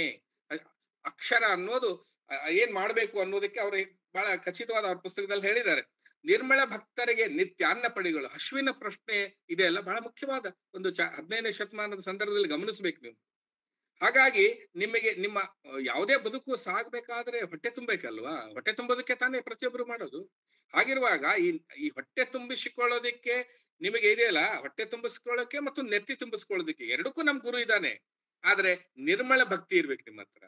ನಿರ್ಮಳ ಭಕ್ತಿಯನ್ನ ನಂಬಿ ನಮ್ ಜೊತೆ ಬಂದ್ರೆ, ಅಂದ್ರೆ ಇದು ಒಂಥರ ಭಕ್ತಿಯ ಆಸರೆಯನ್ನ, ಒಂದು ಸದಾಶಯವನ್ನ ಹೇಳ್ತಾನೆ ಪ್ರಭುತ್ವವನ್ನ ವಿರೋಧಿಸುವ ಪದ್ಯವಾಗಿ ಇದು ಹೇಗೆ ಡೆವಲಪ್ ಆಗ್ತದೆ ಅನ್ನೋದು ನೋಡ್ಬೋದು. ಮುಂದಿನ ಸಾಲುಗಳಲ್ಲಿ ಇದು ಇನ್ನು ಮುಂದುವರಿತದೆ. ಹತ್ತಿರ ಸಾರಿ ಬರುತ್ತಲವೇ ದಿನಗಳು. ಹತ್ರ ಬರ್ತಾ ಇದೆ. ಹತ್ರ ಹೇಗೆ ಬರ್ತಾ ಇದೆ ಅಂದ್ರೆ, ಸಾರಿ ಬರುತ್ತಲವೇ ದಿನಗಳು ದುಮ್ಮಿ ಸಾಲೆ, ಮುಂದೆ ಕರ್ತೃ ಬಸವ ಪ್ರಭುವಿನಾಟವು. ಮುಂದೆ ಇದಲ್ಲ ಕರ್ತೃ, ನಮ್ ಜ್ವರ ಇದಲ್ಲ, ಬಸವ ಮತ್ತು ಪ್ರಭು ನೋಡಿ, ಎರಡು ಮಿಕ್ಸ್ ಮಾಡಿದಾನೆ. ಬಸವಣ್ಣನೂ ಇದ್ದಾನೆ, ಇಲ್ಲ ಅಲ್ಲಂ ಪ್ರಭುನೂ ಇದ್ದಾನೆ. ಎರಡು ಮಿಕ್ಸ್ ಮಾಡಿ ಅವನ ಆಟ ನಡೀತದೆ. ಅವನ ಆಟ ನಡೆಯುವ ನಿರ್ಮಳ ಭಕ್ತರ ನಮ್ಮ ಈ ಅಮರ ಕಲ್ಯಾಣ ಸ್ಕೂಲ್ ಇದೆ ಅಲ್ಲಿ, ಇಲ್ಲಿಗೆ ಬನ್ನಿ, ನಿಮಗೆ ಪರ್ಯಾಯಗಳಿವೆ. ಆದ್ರೆ ನೀವು ಯಾವ್ದು ಪ್ರಭುತ್ವ ನಂಬಿಕೊಂಡು ಹೋಗ್ತಿದ್ದೀರಲ್ಲ, ಅಲ್ಲಿ ನಾಶ ಇದೆ, ವಿನಾಶ ಇದೆ.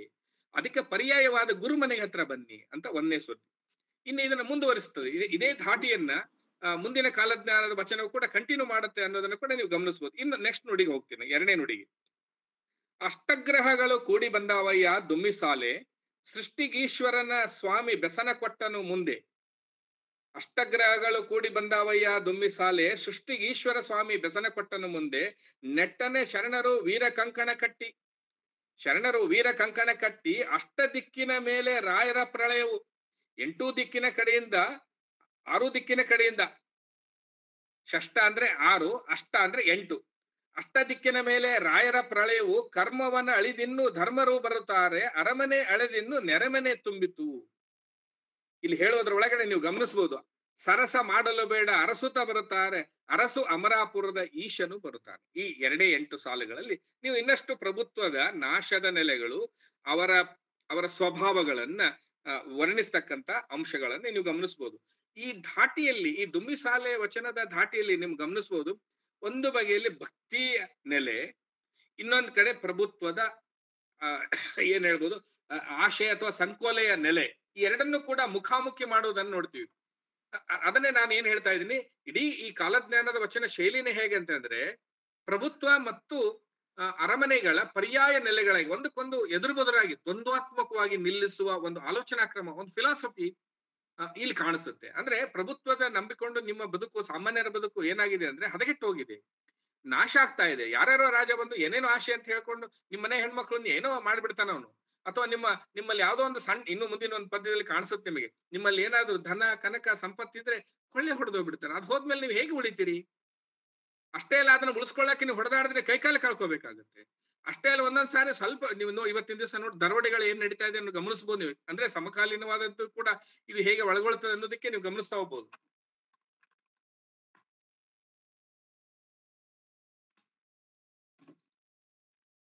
ಇದು ಎರಡನೇ ನುಡಿಯಲ್ಲಿ ಹೇಳ್ತಕ್ಕಂತ ಬಹಳ ಮುಖ್ಯವಾದ ಸಂಗತಿ ಏನು ಅಂದ್ರೆ, ಅಷ್ಟಗ್ರಹಗಳು ಕೂಡಿ ಬಂದಾವಯ್ಯ. ನೀವು ಬೇರೆ ಬೇರೆ ತಲ್ಲ ನಿಮ್ಗೆ ಮೂರನೇ ಮನೆ ಶನಿ ಇದ್ದಾನೆ, ಅದು ದಾಟದ ನಿಮ್ಗೆ ಒಳ್ಳೇದಾಗತ್ತೆ. ಆ ತರದ ಧಾಟಿಯ ಪೂರ್ತಿ ಆ ಕಡೆ ಹೋಗೋದು ಬೇಡ ನಮಗೆ ಇಲ್ಲಿ. ಬಹಳ ಮುಖ್ಯವಾಗಿ ಅಂದ್ರೆ ನಿಮಗೆ ಏನೋ ಕವಳ ಅಥವಾ ಕತ್ತಲೆ ಅನ್ನೋದು ಸೇರ್ಕೊಂಡಿದೆ, ಅದಕ್ಕೆ ಅಷ್ಟಗ್ರಹಗಳು ಕೂಡಿ ಬಂದಾವಯ್ಯ, ನಿನಗೆ ಕೆಟ್ಟದ್ದು ಎಲ್ಲ ಸೇರ್ಕೊಂಡಿದೆ. ಅಂದ್ರೆ ಇಲ್ಲಿ ಅನೇಕ ಬಗೆಯ ಉತ್ತರದ ದಾಳಿಗಳಿದ್ದಾಗಿ ಅನೇಕ ಜನ ಸೇರಿಕೊಂಡು ಬೇರೆ ಬೇರೆ ನೀವು ಕೂಡಿಟ್ಟ ಸಂಗ್ರಹಿಸಿರುವ ಸಂಪತ್ತನ್ನ ಕೊಳ್ಳೆ ಹೊಡೆಯೋದಿಕ್ಕೆ ಎಲ್ಲಾ ದಿಕ್ಕುಗಳಿಂದನೂ ದಾಳಿ ಮಾಡ್ತಾ ಇದ್ದಾರೆ. ಹಾಗಾಗಿ ಸೃಷ್ಟಿಗೆ ಈಶ್ವರ ಸ್ವಾಮಿ ನಿಮಗೆ ಆ ಕಾರಣದಿಂದಾಗಿ ಸೃಷ್ಟಿಗೆ, ಇಡೀ ಜಗತ್ತಿಗೆ ನಮ್ಮ ಈಶ್ವರ ಸ್ವಾಮಿ ಇದಲ್ಲ, ನಮ್ಮ ಈಶ್ವರ ಅಂದ್ರೆ ನನ್ನ ಒಡೆ ಇದಾನಲ್ಲ, ನನ್ನ ರಾಜ ಇದಾನಲ್ಲ, ಅಲ್ಲಮ ಪ್ರಭುವಿನ ಆಟ ಅಂತ ನಾನು ಹೇಳದ್ನಲ್ಲ, ಅವನಿದಾನೆ. ಅವನು ಬೆಸನ ಕೊಟ್ಟಿದ್ದಾನೆ. ನಿಮಗೆ ಆಲ್ರೆಡಿ ಅವನೇನ್ ಮಾಡಿದಾನೆ, ಒಂದು ಶುರು ಮಾಡಿದಾನೆ, ಈ ಆಟ ಶುರು ಮಾಡಿದಾನೆ. ಅದಕ್ಕೆ ಇವನ್ ಬೆನ್ನ ಹತ್ತಿ ಬನ್ನಿ. ನೆಟ್ಟನೆ ಶರಣರು ವೀರ ಕಂಕಣ ಕಟ್ಟಿ, ಅಂದ್ರೆ ಮದುವೆಯಲ್ಲಿ ವೀರ ಕಂಕಣ ಕೈ ಕಟ್ಕೋತಾರಲ್ಲ, ಆ ತರದಲ್ಲಿ ಈ ಇಡೀ ಸಾಮಾಜಿಕ ಬದಲಾವಣೆಯನ್ನ ಮಾಡುವ ಕಂಕಣ ಕಟ್ಕೊಂಡು ನಮ್ಮ ವೀರ ಗುರು ಇದಾನಲ್ಲ, ಆ ಇಡೀ ಅಷ್ಟ ದಿಕ್ಕಿನೊಳಗಡೆ ಉಂಟಾಗುವ ನಿಮ್ಮ ವಿಪ್ಲವಗಳನ್ನ ದೂರ ಮಾಡಿ ನಿಮಗೆ ಆಸರೆಯಾಗಿ ನಿಲ್ಲಬನ್ನ ನಮ್ಮ ಶರಣ ಇದ್ದಾನೆ. ಆ ಹೇಳುವ ಧಾಟಿಯನ್ನು ನೀವು ಗಮನಿಸಬಹುದು. ನೆಟ್ಟನೆ ಶರಣರು ವೀರ ಕಂಕಣ ಕಟ್ಟಿ ಅಷ್ಟ ದಿಕ್ಕಿನ ರಾಯರ ಪ್ರಳಯವು, ಇದನ್ನ ಗಮನಿಸಬೇಕು. ಅಷ್ಟ ದಿಕ್ಕಿನ ಒಳಗಡೆ ಏನು ಯುದ್ಧದ ಆಶೆಗಾಗಿ ಏನು ಮಲ್ಲಿಕಾಪುರ ದಂಡೆತ್ತಿವ ದಾಳಿಯಿಂದ ಶುರು ಮಾಡಿರುವ ದಾಳಿಗಳು 1206 ಶುರುವಾಗಿರೋದು ಮೊಘಲರವರೆಗೂ ಮುಂದುವರಿತದೆ. ನೀವು ಉತ್ತರ ಕರ್ನಾಟಕದಲ್ಲಿ ಗಮನಿಸಿರ್ಬೋದು, ಹಿಸ್ಟ್ರಿಯನ್ನು ಗಮನಿಸಿದವ್ರಿಗೆ ಗೊತ್ತಾಗುತ್ತೆ. ಇದು ಈ ರಾಯರ ಪ್ರಳಯಗಳಿದೆ ಅಲ್ಲ, ಯಾವ್ದಾವ್ದೋ ಒಂದು ಆಶೆಗಾಗಿ ಏನ್ ದಾಳಿ ಮಾಡ್ತಾ ಇದ್ರೆ ಇವತ್ತಿನ ದಿವಸ ಇವತ್ತಿಗೂ ನಡೀತಾ ಇದ್ರೆ ನೋಡಿ. ಬಡವರು ಯಾರ್ಯಾರೋ ದಾಳಿ ಮಾಡಿ ಸಾಮಾನ್ಯ ಜನರ ಬೈಕಲ್ಲಿ ಚಿನ್ನ ಕದಿಯೋದು, ಅಥವಾ ಇತ್ತೀಚೆಗೆ ನಡೀತಾ ಇರ್ಬೋದು ಉತ್ತರ ಕರ್ನಾಟಕ ಗಮನಿಸ್ತಾ ಇದ್ದೀರಿ ನೀವು. ಪ್ರತಿ ಊರುಗಳಲ್ಲಿ ಹಿಂಡು ಬಂದು ಹೇಗೆ ದರೋಡೆಕೋರರು ಏನ್ ಮಾಡ್ತಾ ಇದ್ದಾರೆ. ಅವಾಗ ದರೋಡೆಕೋರರ ಎದುರಿಗೆ ಏನ್ ಮಾಡ್ಬೇಕು ಅನ್ನೋದಕ್ಕೆ ಕೊಡೆಕಲ್ ಬಸವಣ್ಣನಲ್ಲಿ ಒಂದು ಉತ್ತರ ಇದೆ. ಅದು ಉತ್ತರ ನೀವು ಒಪ್ಪದೇ ಇರ್ಬೋದು. ಅವನು ಹೇಳೋ ಉತ್ತರ ಏನಂದ್ರೆ, ನೀನು 12ನೇ ಶತಮಾನ ಬಸವಣ್ಣನಲ್ಲಿ ಕೂಡ ಒಂದು ಉತ್ತರ ಹೇಳ್ತಾನೆ. ಏನು ಅಂತಂದ್ರೆ, ನೀಲಮ್ಮ ಚಿನ್ನ ಇಟ್ಕೊಂಡಿದ್ಲಂತೆ. ಚಿನ್ನ ಇಟ್ಕೊಂಡಾಗ ರಾತ್ರಿ ಕನ್ನ ಮಾಡೋವನು ಚಿನ್ನ ಕದಿಯೋದಕ್ಕೆ ಬಂದಂತೆ. ಬಲು ನಿಜವಾದ ಕಳ್ಳ ನಾವೇ ಇರುವಾಗ ನಾವು ಬೇರೆ ಆ ಕಳ್ಳರ ಬಗ್ಗೆ ಯಾಕೆ ಯೋಚನೆ ಮಾಡ್ತಾ, ಅಂದ್ರೆ ನಾವು ಸಂಗ್ರಹಿಸಿ ಇಟ್ಕೊಂಡಿವಲ್ವಾ, ನಮ್ಗೆ ಅಗತ್ಯ ಇಲ್ಲದೆ ಇರ್ತಕ್ಕಂಥ ಚಿನ್ನವನ್ನ ನಾವು ಇಟ್ಕೊಂಡಿರೋದು ನಮ್ದೇ ಅಪರಾಧ ಆಗಿರುವಾಗ ಅನ್ನುವಂತ ಒಂದು ಆತ್ಮಸಾಕ್ಷಿ ಪ್ರಜ್ಞೆ ಬಸವಣ್ಣ ಹೇಗೆ ಹೇಳ್ತಾನೋ ಹಾಗೆ ಇಲ್ಲಿ ಕೂಡ ನನ್ನ ಗುರು ಇದ್ದಾನೆ, ನನ್ನ ಜೊತೆ ಬನ್ನಿ, ನಿಮ್ಮನ್ನ ಕರ್ಕೊಂಡು ಹೋಗ್ತೀನಿ. ಈ ಆಶೆ ಆಮಿಷ, ಈ ಯಾವ್ದೋ ಲೋಭಿ ಒಳಗಡೆ ಸೇರ್ಕೊಂಡಿವಲ್ಲ ನಾವು, ಸಂಪತ್ತು ಸಂಗ್ರಹಿಸುವ ರಾಜರ ಒಳಗಡೆ ಏನೋ ಒಂದು ಅಧಿಕಾರ ಸಿಕ್ತಂತೋ, ಅಥವಾ ಏನೋ ಒಂದು ಸಂಪತ್ತು ಕೊಡ್ತಾನಂತ, ಏನೋ ದಾನ ಕೊಡ್ತಾನಂತ ಆಶೆ ಬಿದ್ದು ನಾವು ಜೊತೆ ಬಿದ್ದಿವಲ್ಲ, ಅದರಿಂದ ಏನಾಗುತ್ತೆ ಅನ್ನೋದಕ್ಕೆ ಹೇಳ್ತಾನೆ. ಕರ್ಮವನ್ನ ಅಳಿದಿನ್ನು ಧರ್ಮರು ಬರ್ತಾರೆ, ಮುಂದೆ ಧರ್ಮ ಪಾಲಿಸುವವರು ಬಂದೇ ಬರ್ತಾರೆ. ನಮ್ಮ ವೀರ ಕಂಕಣ ಕಟ್ಟಿರ್ತಕ್ಕಂಥ ನಮ್ಮ ಸೃಷ್ಟಿಗೆ ಈಶ್ವರ ಸ್ವಾಮಿಯಾಗಿರ್ತಕ್ಕಂಥ ನಮ್ಮ ಕೊಡೆಕಲ್ ಬಸವಣ್ಣನ ಗುರುವಾಗಿರುವ ಸಂಗಮನಾಥ ಬರ್ತಾನೆ. ಅರಮನೆ ಅಳಿದಿನ್ನು ನೆರೆಮನೆ ತುಂಬಿತು. ಅರಮನೆ ನಾಶವಾಗಿ ಅದೇನಾಗುತ್ತೆ, ನೆರೆಮನೆ ಅಂದ್ರೆ ಅಕ್ಕಪಕ್ಕದ ರಾಜರುಗಳು, ಅಂದ್ರೆ ಯಾವುದೇ ಅರಮನೆ ನಾಶ ಆದ್ರೆ ಏನಾಗುತ್ತೆ, ಅಕ್ಕಪಕ್ಕದ ಮನೆ ಕೊಳ್ಳೆ ಹೊಡ್ಕೊಂಡು ಎಲ್ಲರೂ ತಗೊಂಡೋಗ್ತಾರೆ ಅಲ್ವಾ. ಯಾವ್ದೋ ಒಂದು ಚಳವಳಿ ನಡೆದ್ರೆ, ಸಂಘರ್ಷ ನಡೆದ್ರೆ, ಬಜಾರದಲ್ಲಿ ಎಲ್ಲ ದಾಳಿ ಮಾಡಿದ್ರೆ ಏನ್ ಮಾಡ್ತಾರೆ, ಯಾರ್ಯಾರು ತಮ್ಮ ಬೇಕಾದ ಏನೇನು ತಗೊಂಡೋಗ್ತಾರೆ. ಅದೇನು ಉಳಿಯಲ್ಲ. ಅರಮನೆ ನಾಶ ಆಗ್ಲೇಬೇಕು, ಸಂಪತ್ತಿನ ನಾಶ ಆಗ್ಲೇಬೇಕು. ಹಾಗೆ ಅರಮನೆ ಅಳಿದಿನ್ನು ನೆರೆಮನೆ ತುಂಬಿತ್ತು. ಸರಸ ಮಾಡಲು ಬೇಡ, ನೀನು ಬರೀ ಲೋಲುಪತಿಯಲ್ಲೇ ಬಿದ್ದು, ಯಾವ್ದೋ ಮೋಹದಲ್ಲೇ ಬಿದ್ದು ಸರಸು ಮಾಡಲು ಬೇಡ. ಅರಸುತ್ತ ಬರ್ತಾರೆ, ಹುಡ್ಕೊಂಡು ಬರ್ತಾರೆ ನಿನ್ ಕೊಲ್ಲಕ್ಕೆ. ದಾಳಿ ಮಾಡ್ಕೊಂಡು ಹೆಂಗ ಬರ್ತಾರೆ ಅಂತ ಗೊತ್ತೇ ಆಗಲ್ಲ ನಿನಗೆ. ರಾತ್ರಿ ಬರ್ತಾರೆ, ಹಗಲು ಬರ್ತಾರೆ, ಯಾವ ಬೇಕಾದಾಗ ಬರ್ತಾರೆ. ಸರಸು ಮಾಡಲು ಬೇಡ, ನೀನ್ ಯಾವ್ದ್ರಾಗ ಮೋಹದಲ್ಲಿ ಸಿಕ್ಕಾಕೊಂಡು ಸಾಯ್ತಾ ಇದೆಯಲ್ಲ, ಸರಸು ಮಾಡಲು ಬೇಡ. ಅರಸುತ್ತ ಬರುತ್ತಾರೆ, ಅರಸು ಅಮರಾಪುರದ ಈಶನು ಬರ್ತಾರೆ. ಆದ್ರೆ ಅರಸು ನಿಜವಾದ ಅರಸಿದಾನಲ್ಲ, ನಮ್ಮ ಅಮರ ಕಲ್ಯಾಣದ ಈಶ ಇದಾನಲ್ಲ, ಒಡೆಯ ಇದಾನಲ್ಲ, ಅವನ ಜೊತೆಗೆ ಬನ್ನಿ, ನಿಮ್ಗೆ ರಕ್ಷಣೆ ಇದೆ. ನೀವು ನಂಬಿಕೊಂಡಿರುವ ಪ್ರಭುತ್ವದ ಕಡೆ ಹೋಗಬೇಡಿ ಅನ್ನುವ ಸೂಚನೆಗಳನ್ನ ಬಹಳ ಸೂಕ್ಷ್ಮವಾಗಿ ಕೊಡ್ತಾ ಹೋಗ್ತಾನೆ. ಇದೇ ರೀತಿಯಲ್ಲಿ ಮುಂದುವರಿತದೆ. ಕರ್ತರಾದವರಿನ್ನು ತುರ್ತು ಬರುತ್ತಲ ಹರೆ ದುಮ್ಮಿ ಸಾಲೆ, ಮರೆತವರ ಕೊಂದಾರು ಅರಿತವರು ಉಳಿದಾರು. ಕರ್ತರಾದವರಿಂದ ತಕ್ಷಣ ಬರ್ತಾ ಇದ್ದಾರೆ, ನಮ್ ಹಿಂದೆ ಇದ್ದಾರೆ. ಮರೆತವರ ಕೊಂದಾರು ಅರಿತವರು ಉಳಿದಾರು. ಅಂದ್ರೆ ಈ ಮರವಿನ ಒಳಗಡೆ ಸಿಕ್ಕಾಕೊಂಡು ಸತ್ತು ಹೋಗ್ತಾರೆ. ಅರಿವಿದಲ್ಲ, ಯಾವ್ದು ಅರಿವಿದೆ ಇಲ್ಲ, ಜಾಗೃತರಾದವರು ಮಾತ್ರ ಉಳ್ಕೊಳ್ತಾರೆ. ಹರಕೆಯ ಶರಣಾರು ಅರಿತಾರು ತಮ್ಮೊಳಗಡೆ. ಈ ಬಗೆಯ ಅನುಭಾವಿಗಳು ಮಾತ್ರ ತಮ್ಮೊಳಗಡೆ ಅರ್ಥ ಮಾಡಿಕೊಂಡು ಮರ್ತ ಲೋಕಕ್ಕೆಲ್ಲ ಪ್ರಳಯವು ಬಂದಿದೆ, ಪ್ರಳಯ ಒಡ್ಡಿತು, 4 ಯುಗದ ಪೂಜೆ ಅಳಿದಾರು ಮುಂದಿನ್ನು, ನೂಕು ನುಗ್ಗನೆ ಮಾಡಿ ತುಳಿಸುತ್ತಾ ಬರ್ತಾರೆ. ಕಾನ್ ಕಾನ್ ಒತ್ತಿ ಒತ್ತಿ ಎಲ್ಲಿಗೆ ಬಂತು ಸಂಗಯ ಅಂತ ಒಂದು ಜನಪದ ನುಡಿಗಟ್ಟಿದೆ. ಚಿಕ್ಕೋಳ ಪದಗಳು ಅಂತ ಕರಿತೀವಿ ನಾವು, ಶಿಶುಪ್ರಾಸ ಅಂತ ಕರಿತೀವಿ ಅದಕ್ಕೆ.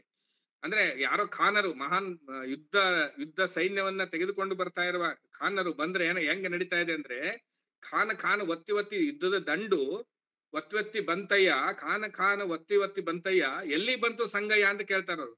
ಯಾರನ್ನ ಕೇಳ್ತಾರಂದ್ರೆ ಸಂಗಯ್ಯ ಬೇರೆ ಯಾರು ಅಲ್ಲ, ಕೊಡೆಕಲ್ ಸಂಗಯ್ಯ. ಎಲ್ಲಿ ಬಂತು ಅಂದ್ರೆ ಇದು ಈ ಕಾಲಜ್ಞಾನದ ಈ ಶಿಶುಪ್ರಾಸ ಇದೆಯಲ್ಲ, ಪಕ್ಕಾ ಈ ಪ್ರದೇಶದ ಒಳಗೆ ಹುಟ್ಟಿರುವ ಜಾನಪದ ಶಿಶುಪ್ರಾಸ ಅದು. ಆ ಶಿಶುಪ್ರಾಸವು ಕೂಡ ಹೇಳ್ತದೆ ಎಲ್ಲಿ ಬಂತು ಸಂಗಯ್ಯ, ಇಲ್ಲಿ ಹಣ ಹೇಗೆ ಬಿದ್ದು ಹೋಯ್ತು, ಆನೆಗಳ ಮೇಲೆ ಹೇರಿಕೊಂಡು ಹೇಗೆ ಧನ ಕನಕಗಳನ್ನು ಎತ್ಕೊಂಡು ಹೋದ್ರು ಅನ್ನುವಂತಹ ವಿದ್ಯಮಾನವನ್ನ ಈ ಶಿಶುಪ್ರಾಸದ ಒಳಗಡೆ ಒಂದು ಜನಪದಲ್ಲಿ ನೋಡಿರ್ಬೋದು, ನೀವು ಆಗ್ಲೇ ಕೇಳಿರ್ಬೋದು. ಅದನ್ನ ಜನ ಎಲ್ಲಿ ಬಂತು, ಈ ಅಲ್ಲಿ ಆನೆಗೊಂದು ದುಡ್ಡ, ಹಾದಿಗೊಂದು ದುಡ್ಡ, ಬೀದಿಗೊಂದು ದುಡ್ಡ ಚೆಲ್ಲುತ್ತಾ ಹೇಗೆ ಸಾಕ್ತದೆ ಅನ್ನುವಂತ ವಿವರಣೆಯನ್ನ ಆ ಶಿಶುಪ್ರಾಸದಲ್ಲಿ ಕೇಳಿರ್ಬೋದು. ಇದನ್ನ ಸುಮ್ಮನೆ ನಾನು ಪೂರಕವಾಗಿ ಹೇಳ್ತಾ ಇದ್ದೀನಿ. ಅದನ್ನೇ ಇಲ್ಲಿ ಮತ್ತೆ ಮತ್ತೆ ಹೇಳ್ತಾರೆ. 4 ಯುಗದ ಪೂಜೆ ಅಳಿದಾರು ಮುಂದಿನ್ನು, ನುಗ್ಗನೆ ಮಾಡಿ ತುಳಿಸುತ್ತಾ ಬರ್ತಾರೆ. ಏಕವಾಯಿತಂದು ಉರಿದಾರು ದುಷ್ಕರರು ನಾಶ ಮಾಡುವವರು ಅಂದ್ರೆ ಈ ದಾಳಿಯ ಜೊತೆಗೆ ಬರುವ, ದಂಡೆತ್ತಿ ಬರುವ ರಾಜನ ಸೈನ್ಯಗಳು ಹೇಗೆ ದಾಳಿ ಮಾಡ್ತವೆ ಅನ್ನುವ ಅಪಾಯವನ್ನ ಹೇಳ್ತದೆ. ಮರ್ಥ್ಯದ ಮಠವನ್ನು ಹಿತ್ತಲು ಮಾಡ್ಯಾರು. ಮರ್ಥ್ಯದ ಮಠ ಅಂದ್ರೆ ಏನ್ರಿ ಸರ್? ಸ್ವಸ್ಥವಾಗಿರುವ ಪೂಜಾ ಜಾಗ, ಆದ್ರೆ ಅದನ್ನ ಏನ್ ಮಾಡ್ತಾ ಇದಾರ? ಹಿತ್ತಲು ಮಾಡ್ಯಾರ. ಹಿತ್ತಲಲ್ಲಿ ಏನಿರ್ತದ್ರಿ? ಹೊಲಸು. ಮಠವನ್ನ ಹಿತ್ತಲು ಮಾಡುವ ರೀತಿಯ ಅಂದ್ರೆ ಅದನ್ನ ನಾಶ ಮಾಡ್ತಾ, ಅಂದ್ರೆ ದೇವಾಲಯಗಳನ್ನ ಒಡೆಯೋದು ಅಥವಾ ಅರಮನೆ, ಅಂದ್ರೆ ರೂಪಕವಾಗಿ ಹೇಳ್ತಾರೆ ಮರ್ಥ್ಯದ ಮಠವನ್ನ ಹಿತ್ತಲು ಮಾಡ್ಯಾರು ದುಮ್ಮಿಸಾಲೆ. ನೀವು ಗಮನಿಸಬಹುದು ಇದು. ಅಂದ್ರೆ ಹೇಗೆ ಪ್ರತಿ ವಚನದ ಒಳಗೂ ಕೂಡ ಈ ಬಗೆಯ ಬೀಭತ್ಸವಾದ ಒಂದು ನಾಶದ ಅರಸೊತ್ತಿಗೆಯ ಒಂದು ದಾಳಿಯ ನೆಲೆಗಳನ್ನ ಪರಿಚಯಿಸ್ತಾ ನಮ್ಮ ಕೊಡೇಕಲ್ ಸಂಘ ಇದಾನಲ್ಲ, ಅಥವಾ ಅಲ್ಲಮ್ಮ ಪ್ರಭುವಿನ ಆಟ ಇದೆಯಲ್ಲ, ಅದ ಆಟ ಹೊಸ ಶುರು ಮಾಡಿದಾನೆ, ಅವನ ಜೊತೆಗೆ ಬನ್ನಿ ಅಂತ ಒಂದು ಅಭಯವನ್ನ ನೀಡುವ, ಭಯಕ್ಕೆ ಪರ್ಯಾಯವಾಗಿ ಅಭಯವನ್ನ ನೀಡುವ, ಅರಮನೆ ನಾಶಕ್ಕೆ ಬದಲಾಗಿ ಅಮರ ಕಲ್ಯಾಣ, ಸಾವಿಲ್ಲದ ಅಮರ ಕಲ್ಯಾಣವನ್ನ ಹೇಳುವ ಪರ್ಯಾಯದ ನೆಲೆಗಳು ಹೇಗೆ ದ್ವಂದ್ವಾತ್ಮಕವಾಗಿ ಕಾಲಜ್ಞಾನಗಳ ಒಳಗಿಂದಲೇ ಹೇಗೆ ಬರ್ತವೆ ಅನ್ನೋದನ್ನು ಕೂಡ ನೀವು ಗಮನಿಸಬಹುದು. ಅಂದ್ರೆ ನಾನು ವಿಮರ್ಶೆಯನ್ನ ಬೇರೆ ಕಡೆ ಯಾವುದೋ ಫಿಲಾಸಫಿಯನ್ನು ಇಟ್ಕೊಂಡು ಇಲ್ಲಿ ಪ್ರಾಯೋಗಿಕ ವಿಮರ್ಶೆ ಮಾಡ್ತಾ ಇಲ್ಲ. ಆ ವಚನಗಳ ಒಳಗಡೆ ಇರುವ ಒಂದು ಬಗೆಯಲ್ಲಿ ನನ್ನ ವಿಮರ್ಶೆ, ಪ್ರಾಯೋಗಿಕ ವಿಮರ್ಶೆ ಹೇಗಿದೆ ಅಂದ್ರೆ, ನಿಗಮನ ವಿಧಾನ ಅಲ್ಲ, ಅನುಗಮನ ವಿಧಾನ ಮತ್ತು ನಿಗಮನ ವಿಧಾನ ಅಂತ ಎರಡು ಹೇಳ್ತೀವಿ. ಅನುಗಮನ ವಿಧಾನ ಅಂದ್ರೆ ಈಗಾಗಲೇ ಒಂದು ಸಿದ್ಧಾಂತ ಇರ್ತದೆ, ಒಂದು ಮಾರ್ಕ್ಸ್ವಾದಿ ಸಿದ್ಧಾಂತ ಇರ್ತದೆ, ಅದನ್ನ ಇಟ್ಕೊಂಡು ಅನ್ವಯ ಮಾಡೋದು. ನನ್ನ ಅಧ್ಯಯನದ ಅಥವಾ ಈ ವಚನದ ವಿಶ್ಲೇಷಣೆಯಲ್ಲಿ ಈ ಮಾದರಿಯನ್ನು ಹೇಳೋದಿಲ್ಲ. ನಾನು ಅದರ ಒಳಗಡೆ, ಆ ಪದ್ಯದ ಒಳಗಡೆ ಇರತಕ್ಕಂತ ಪರಿಭಾಷೆಗಳ ಮೂಲಕವೇ ಅದರ ಒಡಲಿಂದನೇ ವಿಮರ್ಶೆ ತತ್ವವನ್ನು ಹುಟ್ಟಿಸ್ತೀನಿ ನಾನು. ಅವಾಗ ಏನಾಗುತ್ತೆ? ಇದು ನಿಗಮನ ಆಗುತ್ತೆ, ಅದು ಅದ್ರ ಒಳಗಿಂದನೇ ಬಿಚ್ಚಿ ಹೇಳ್ತಕ್ಕಂಥ ಮಾತ್ರ. ಹಾಗಾಗಿ ನಾನು ಇದ್ರ ಒಳಗಡೆ ಹೇಳ್ತಾ ಹೋದ ಸಂಗತಿಗಳನ್ನೇ ನೀವು ಗಮನಿಸಬಹುದು. ಆದ್ರೆ ನಮ್ಮ ಸಾಂಪ್ರದಾಯಿಕ ವಿಮರ್ಶೆ ಏನ್ ಮಾಡ್ತದೆ?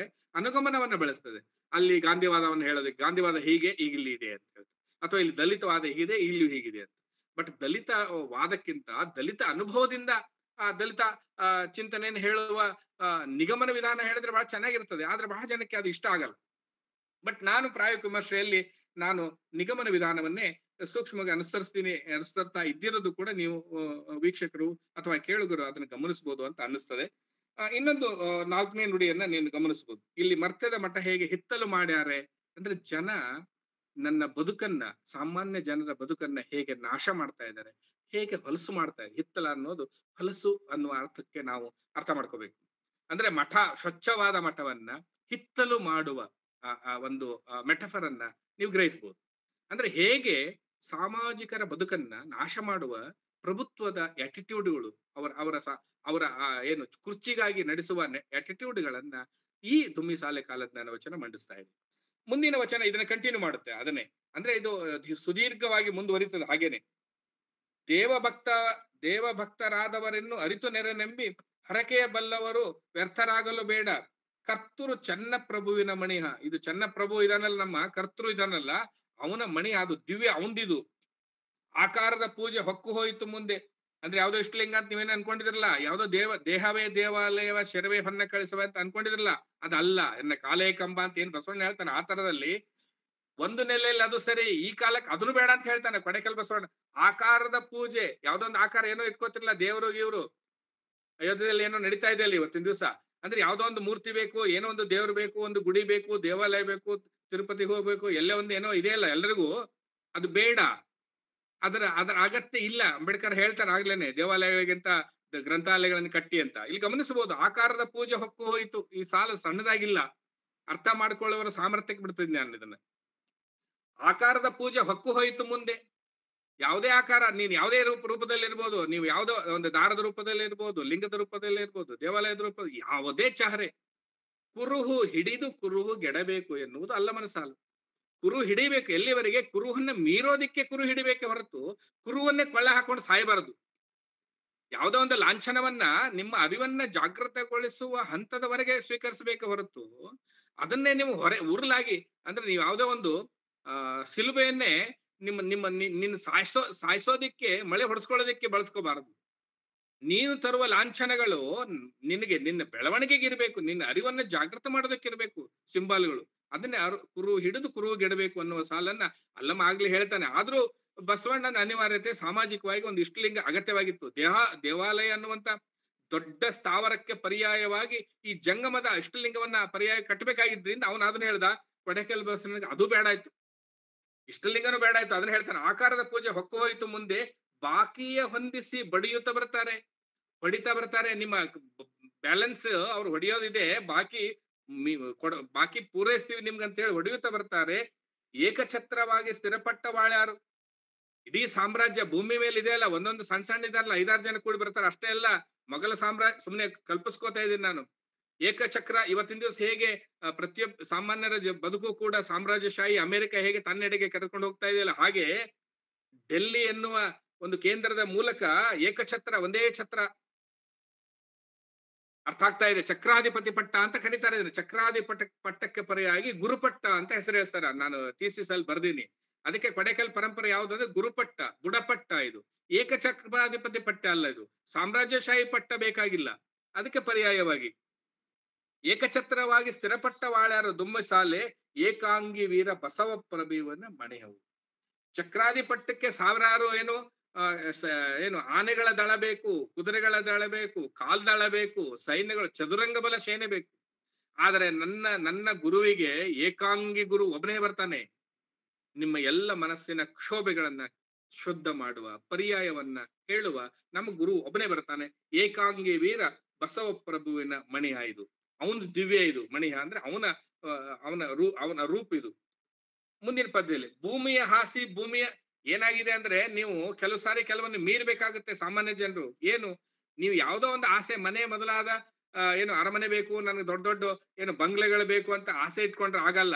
ಯಾಕಂದ್ರೆ ನೀನು ಸಂಪತ್ತನ್ನ ಇಟ್ಕೊಂಡ್ರೆ ತಾನೇ ಸಂಪತ್ತನ್ನ ಕದಿಯೋದು ಬರ್ತಾರೆ, ದಾಳಿಕೋರರು ಬರ್ತಾರೆ, ದರೋಡೆಕೋರರು ಬರ್ತಾರೆ, ನಿಮ್ಮನ್ನು ನಾಶ ಮಾಡ್ತಾರೆ, ಸಾಯಿಸ್ತಾರೆ, ಚೂಸ್ತಾರೆ, ಏನೆಲ್ಲ ಮಾಡ್ತಾರೆ. ಅದೇ ಇರ್ಲಿಲ್ಲ ಅಂದ್ರೆ ನಿನ್ ನಾಶದ ಪ್ರಶ್ನೆನೇ ಬರಲಿಲ್ಲ. ಅದನ್ನೇ ಬೇರೆ ರೀತಿಯಲ್ಲಿ ಹೇಳೋದಕ್ಕೆ ಮುಂದಿನ ವಚನದಲ್ಲಿ ಹೇಳ್ತಾನೆ. ಭೂಮಿಯ ಹಾಸಿ, ಭೂಮಿಯ ಹೊದಿಯಬೇಕು. ಹಾಸ್ಕೊಳಕ್ಕೂ ಭೂಮಿನೇ, ಹೊತ್ಕೊಳಕ್ಕೂ ಭೂಮಿ. ನೀವು ತುಂಬಾ ವಿಶಾಲವಾದ ಕಲ್ಪನೆಯಲ್ಲ ಮಂಡಿಸ್ತಾನೆ. ಅಂದ್ರೆ ನಿಸರ್ಗದ ಜೀವಿಯಾಗಿ, ಮಣ್ಣಿನ ಜೀವಿಯಾಗಿ ಬದುಕುವ ನಮ್ಮ ಅಲ್ಲಮ ಇದ್ದಾನೆ, ನನ್ನ ಬಸವ ಇದ್ದಾನೆ, ನನ್ನ ಚನ್ನಪ್ರಭು. ನೀವು ಸುಮ್ಮನೆ ಗಮನಿಸ್ಬೋದು, ಅವನು 3 ಹೆಸರುಗಳನ್ನು ತಗೋತಾನೆ: ಅಲ್ಲಮ, ಬಸವ, ಚನ್ನಪ್ರಭು. ಆ 3 ಹೆಸರುಗಳ ಪ್ರತಿನಿಧಿನೇ ಇವರು ಗುರು. ನೀವು ಕನ್ಫ್ಯೂಷನ್ ಆಗೋದು ಬೇಡ. ಇಲ್ಲಿ 3 ಹೆಸರುಗಳು ಪರ್ಯಾಯ ಪರಿಭಾಷೆಗಳಾಗಿ ಬಳಸ್ಕೋತಾನೆ ಕೊಡೆಕಲ್ ಬಸವಣ್ಣ ಅನ್ನೋದನ್ನ ನೀವು ಗಮನಿಸ್ಬೇಕು. ಭೂಮಿಯ ಹಾಸಿ, ಭೂಮಿಯ ಹೊದಿಯಬೇಕು, ಭೂಮಿ ಸ್ವಾಮಿಯೋಳು ಬೆರೆದಿರಬೇಕಯ್ಯ, ಭೂಮಿ ಸ್ವಾಮಿಯೋಳು ಬೆರೆತು ಇರಬೇಕಯ್ಯ. ಕಾಮಿತ ಫಲವಿದು ಕರುಣಿ ಸಂಗಮನಾಥ. ನೋಡಿ ಗಮನಿಸ್ಬೋದು, ಸಂಗಮನಾಥ ನಾಮಾಂಕಿತ ಗುರು, ನಿರಾಕಾರ ಆತನು. ಆತನಿಗೆ ಆಕಾರ ಇಲ್ಲ. ಕೊಡೆಕಲ್ ಬಸವಣ್ಣ ಒಂದ್ ಕಾಲಲ್ಲಿ ಕಂಶಿ ಹಾಕೋತಾನೆ, ಒಂದ್ ಕಾಲಲ್ಲಿ ರಾಕ್ಷಿ ಹಾಕೋತಾನೆ, ಚರ್ಮ ಒಂದ್ ಕಡೆ ಹಾಕೋತಾನೆ, ಇನ್ನೊಂದ್ ಕಡೆ ಬೇರೆ ಹಸಿರು ಬೇಯಿಸ್ತಾನೆ, ಪೇಟ ಹಸಿರು ಹಾಕೋತಾನೆ. ಅಂದ್ರೆ ಅವನು ಮಂಟೆಸ್ವಾಮಿ ವೇಷ ಹೆಂಗ್ ಬರ್ತಾನೆ, ಉಚ್ಚರ್ತಾನೆ ಬರ್ತಾನೆ. ಅವನು ಅನಂಗ ವೇಷನೇ ಇಲ್ಲ, ವೇಷ ಇಲ್ಲ. ಅಷ್ಟೇ ಅಲ್ಲ, ನಿರಾಕಾರ ಕೂಡ ಇವನು. ಅಲ್ಲಮಂತರ ಗೊಗ್ಗೈನ್ ಜೊತೆಗೆ ಮುಖಾಮುಖಿ ಮಾಡುತ್ತಾನಲ್ಲ ಅವನು, ಆತರ ಹಠಯೋಗದಿಂದ ಯಾವ್ದೋ ಒಂದು ಹೊಡೆದ್ರೆ ಜಣ್ ಜಣ್ ಅಂತ ಬೀಳ್ತದಲ್ಲ, ಯಾವ್ದೋ ಒಂದು ನಮ್ಮ ಪ್ರಭುಲಿಂಗ ಲೀಲೆ ಒಳಗಡೆ ಚಾಮರಸ ಮಂಡಿಸ್ತಾನಲ್ಲ, ಆ ತರ ಶರೀರ ಗಟ್ ಮಾಡ್ಕೊಳ್ಳೋದಲ್ಲ, ಶರೀರ ಟ್ರಾನ್ಸ್ಪರೆಂಟ್ ಆಗಿ ಮಾಡ್ಕೊಳ್ಳೋದು. ನೀ ಏನ್ ಚುಚ್ಚೋರು ಏನು ಬೈಲು ಮಾಡ್ಕೊಳ್ಳೋದು ಅನ್ನುವಂತ ನೆಲೆಯಲ್ಲಿ ಹೇಳ್ತಕ್ಕ ಗುರು ನಿರಾಕಾರ ಆತನು. ನೀವು ಗಮನಿಸ್ಬೋದು ಪ್ರತಿಯೊಂದು ಅವನ ಸಾಲುಗಳನ್ನು ಹೇಗಿದೆ. ನಾಮಾಂಕಿತ ಗುರು, ನಾಮ ಇದೆ ಆದರೆ ಆಕಾರ ಇಲ್ಲ ಅವನಿಗೆ, ಹೆಸರಿದೆ ಆದ್ರೆ ಆಕಾರ ಇಲ್ಲ. ನೀವು ಹೆಂಗಿದಾನೆ, ಅವನು ಯಾವನೋ ಒಂದು ತಲೆ ಮೇಲೆ ಒಂದು ತಲೆ ಮೇಲೆ ಪೀಠ ಇಟ್ಕೊಂಡಿದ್ದಾನೆ, ಅಥವಾ ಇಂಥವ್ನು ಕೂಡೋದಿಕ್ಕೆ ಇಂತ ದೊಡ್ಡದೊಂದು ಜಗದ್ಗುರು ಪೀಠ ಇದೆ, ಆ ತರ ಏನು ಇಲ್ಲ ಅವನಿಗೆ. ಯಾವ ಚಹರೆಗಳು ಇಲ್ಲ, ಕೈಯಲ್ಲಿ ಏನೋ ಇಟ್ಕೊಂಡಿದ್ದಾನೆ, ವೇಷದಲ್ಲಿ ಏನೋ ಹಾಕೊಂಡಾನೆ, ಯಾವ ಚಹರೆಗಳು ಬೇಡ ಅಂತ ಹೇಳ್ತಾನೆ. ನಿರಾಕಾರ ಆತನು, ಶೀಲ ಸಂಬಂಧವು ಮೂಲ ಪ್ರಬಂಧವು, ಲೀಲೆಗಳೆಲ್ಲ ಜಾಳಾಗಿ ಹೋದವು. ನೀವು ಯಾವ್ದಾವ್ದೋ 10 ಪುರಾಣಗಳು 18 ಕಥೆಗಳು ಏನ್ ಹೇಳ್ತಿಲ್ಲ, ಮಹಾ ಕಥೆಗಳೆಲ್ಲ ಇದೆಯಲ್ಲ, ಎಲ್ಲ ಲೀಲೆಗಳು ಜಾಳಾಗಿ ಹೋದ್, ಯಾವ ಲೀಲೆಗಳು ನಡೆಯುವುದಿಲ್ಲ ಇಲ್ಲಿ. ಸಾಮಾಜಿಕ ಬದುಕಿನ ಒಳಗಡೆ ನೀವು ಯಾವುದೇ ಒಂದು ಪುರಾಣ ಪುಣ್ಯ ಕಥೆಗಳನ್ನು ಹೇಳಿ ಉಪದೇಶ ಮಾಡುವ ಅಗತ್ಯ ಬೀಳುವುದಿಲ್ಲ. ನೀರಿಗೆ ಹೋದಕ್ಕ ನೀರಡಿಸಿ ಬಂದಾಳು ರೂಪಕವಾಗಿ ಹೇಳ್ತಾನೆ. ಅಂದ್ರೆ ದುರಂತ ಏನಾಗಿದೆ ಅಂದ್ರೆ, ನೀರಿಗೆ ಹೋದ ಅಕ್ಕ ನೀರಡಿಸಿ ಬರ್ಬೇಕಾದ, ಅಂದ್ರೆ ಯಾವ ಉದ್ದೇಶಕ್ಕೆ ನಾನು ಏನೋ ಮಾಡಕ್ಕಂತ ಹೋಗ್ತೀನಿಲ್ಲ, ಅದು ಉದ್ದೇಶನೇ ಇರಲ್ಲ. ಕೋಡಗನ್ನ ಕೋಳಿ ನುಂಗುತ್ತೆ ಅಂತ ಹೇಗೆ ನಮ್ಮ ಶಿಶುನಾಳ್ ಹೇಳ್ತಾರಲ್ಲ, ಆ ಮಾದರಿಯ ವಚನಗಳು ಮಧ್ಯದಲ್ಲಿ ಸೇರ್ತವೆ, ನೀವು ಗಮನಿಸಬಹುದು. ಸಾರಿದ ಏಕಾಂಗಿ ಬಸವ ಪ್ರಭುವಿನ ಆಟವು ದುಮ್ಮಿಸಾಲೆ. ಇನ್ನೊಂದು ಹೇಳ್ತಾರೆ ಮುಂದೆ, 6 ದರ್ಶನ ಎಲ್ಲ ಹರಕೆಗೆ ಮುಂದಿಲ್ಲ, ಸಾರಿ ಸಾರಿ ಮೊರೆ ಇಟ್ಟರೋ ಕೇಳರು, ಮೀರಿ ನಡೆಯುವ ಪಾಪಿ ಸೂರ್ಯಾದಾರು. ಮೀರಿ ಹೋಗುವ ಏನೇನ ಮಾತು ಕೇಳದೆ ಏನೇ ಹೋಗ್ಬಿಟ್ರೆ ಸೂರ್ಯ ಆದರ, ಅಂದ್ರೆ ಕೊಳ್ಳೆ ಹೊಡೆಯುವ ದರೋಡೆಕೋರರ ದಾಳಿಗೆ ಸತ್ಯ ಹೋತಾರವ್ರು ಅಂತ. ಸೂರ್ಯಾದರು ಅಂದ್ರೆ ನಾಶವಾಗಿ ಹೋದಾರು. ಮಾರಿಗೆ ಆಹುತಿ ಆದರೋ ಪಾಪಿಗಳು, ಅಂದ್ರೆ ಪಾಪ ಮಾಡಿರ್ತಾರಲ್ಲ, ಕೆಟ್ಟದ್ ಮಾಡ್ತಿರ್ಲ, ಅದ್ರ ನಮ್ಮ ನಂಬಿಕೆ ಇದೆಯಲ್ಲ, ಕೆಟ್ಟದ್ ಮಾಡಿದ್ರಿಂದಾನೆ. ಅಂದ್ರೆ ಕೆಟ್ಟದ್ದೇನು ಅಂತಂದ್ರೆ, ನೀನು ಸೆಲ್ಫಿಸ್ಟ್ ಆಗಿ ನಿನಗೆ ಬೇಕಾದ ಸಂಪತ್ತು ಬೇರೆಯವರ ಸಾಮಾನ್ಯ ಜನರನ್ನ ಕಸ್ಕೊಂಡು ನೀನು ಬಹಳ ಧನಿಕ ಆಗಿರ್ತೀಯಲ್ಲ, 100 ಎಕರೆ ಮಾಡ್ಕೊಂಡಿರ್ತೀಯಲ್ಲ, ಇದೇ ಪಾಪ ನಿನ್ ಕೆಲ್ಸ. ಮತ್ತೆ ದೊಡ್ಡ ಪಾಪ ಅಂದ್ರೆ ಮತ್ತಿನ್ನೇನಲ್ಲ. ಆ ತರ ಮಾಡಿದ್ರಿಂದಾನೇ ದರೋಡೆಕೋರು ನಿನ್ನ ನಾಶ ಮಾಡಿ ಕೊಂದು ಹೋಗ್ತಾರೆ. ಸೂರ್ಯಾದಾರು, ಮಾರಿಗೆ ಆಹುತಿ ಆದರೋ ಪಾಪಿಗಳು, ಒತ್ತಿ ಸುರಿಯುವ ಮಳೆಗೆ ಕಟ್ಟಾಜ್ಞೆ ಮಾಡ್ಯಾರು, ಒಕ್ಕಲೆಂಬೆಯವರೆಲ್ಲ ಹಕ್ಕಲು ಮಾಡ್ಯಾರು. ಹಕ್ಕಲಾಗೋದು ಚೆಲ್ಲಾಡಿ ಬೀದಿ ಪಾಲಾಗುವುದು. ಕಕುಲಾತಿ ಬಿಟ್ಟರೆ ಕಾಯುವರು ಇನ್ನಿಲ್ಲ, ಮುಕ್ಕಣ್ಣನ ಸುತ ವೀರಯ್ಯನ ಆರ್ಭಟವು. ವೀರಭದ್ರನಿಗೆ ಹೋಲಿಸ್ತಾರೆ ನೋಡಿ, ನೀವು ಸುಮ್ಮನೆ ಗಮನಿಸಬಹುದು. ಒಮ್ಮೆ ವೀರಭದ್ರ ಅಂದ್ರೆ ಶಿವನ ಮಗನ ವೀರಭದ್ರನ ರೀತಿಯಲ್ಲಿ ನಿಮ್ ಜೊತೆಗೆ, ಅಂದ್ರೆ ಹಾಗಂತ ಹೇಳಿ ಒಂದು ಖಡ್ಗ ಇಟ್ಕೊಂಡು ನಿಮ್ಗೆ ಸೈನ್ಯ ರೀತಿಯಲ್ಲಿ ಸಾಕು ಅಂತ ಸಪೋರ್ಟ್ ಮಾಡುವಂತವನು ಅರ್ಥದಲ್ಲಿ ತಗೋಬೇಕಾಗಿಲ್ಲ, ಇಲ್ಲಿ ಆಶಯದ ಮಟ್ಟದಲ್ಲಿ ತಗೋಬಹುದು. ಇದನ್ನು ಸರ್ವಲೋಕಕ್ಕೆಲ್ಲ ಆರ್ಭಟ ಬೆದ್ದಿತ್ತು ದುಮ್ಮಿಸಾಲೆ, ದುರ್ಭಿಕ್ಷ ದುರಿತಗಳು ಮುಂದಿಟ್ಟು ಬಂದಾವು. ದುರ್ಭಿಕ್ಷ, ಕ್ಷಾಮ, ಬರಗಾಲ, ಕ್ಷಾಮ ಇದೆಯಲ್ಲ, ಉತ್ತರ ಕರ್ನಾಟಕದ ಒಂದು ಬಹಳ ಯಾವಾಗ್ಲೂ ಇರ್ಬೋದಾದ ಒಂದು, ಯಾವಾಗ್ಲೂ ಇರುವ, ನೀವು ಗಮನಿಸುವ ಉತ್ತರ ಕರ್ನಾಟಕದಲ್ಲಿ ಬರಗಾಲ ಅನ್ನೋದು ಸರ್ವೇ ಸಾಮಾನ್ಯವಾದ ಸಂಗತಿ. ಕ್ಷಾಮಗಳು ಆ ಕಾಲದಲ್ಲಿ ಸರ್ವೇ ಸಾಮಾನ್ಯವಾದ. ದುರ್ಭಿಕ್ಷ ದುರಿತಗಳು ಮುಂದಿಟ್ಟು ಬಂದಾವು, ಒಳ್ಳೊಳ್ಳೆ ಬರ್ತಾವೆ. ಮೊದಲೇ ಬದುಕು ದಿಕ್ಕೆಟ್ಟು ಹೋಗಿದೆ, ಇರುವ ಅಲ್ಪ ಸ್ವಲ್ಪ ಏನಾದ್ರೂ ಸಂಗ್ರಹಿಸಿಕೊಂಡು ಇಟ್ಕೊಂಡ್ರು ಕೂಡ ಯಾರೋ ಬಂದು ದಾಳಿ ಮಾಡ್ಕೊಂಡು ಹೋಗ್ತಾರೆ. ನಂಬಿದ ಭಕ್ತರಿಗೆ ಸಂಬಳ ಇಟ್ಟಾರು, ಅಂದ್ರೆ ಜನ ಹೆಂಗ್ ಮಾಡ್ತಾರೆ ಗೊತ್ತಾ, ನಂಬಿದ ಭಕ್ತರಿಗೆ ಅಂದ್ರೆ ಸಂಬಳಕ್ಕೆ ಇಟ್ಕೊಂಡು ಕೆಲಸ ಮಾಡಿಸ್ತಾರಲ್ಲ, ಜೀತದ ಆಳುಗಳ ತರದಲ್ಲಿ ನಮ್ಮನ್ನ ಬಳಸ್ಕೋತಾರಲ್ಲ, ಈ ಎಲ್ಲ ಸಂಗತಿಗಳನ್ನು ಪಡೆ ಕಲ್ಪಿಸ್ಕೊಂಡು ಮಂಡಿಸ್ತಾನೆ.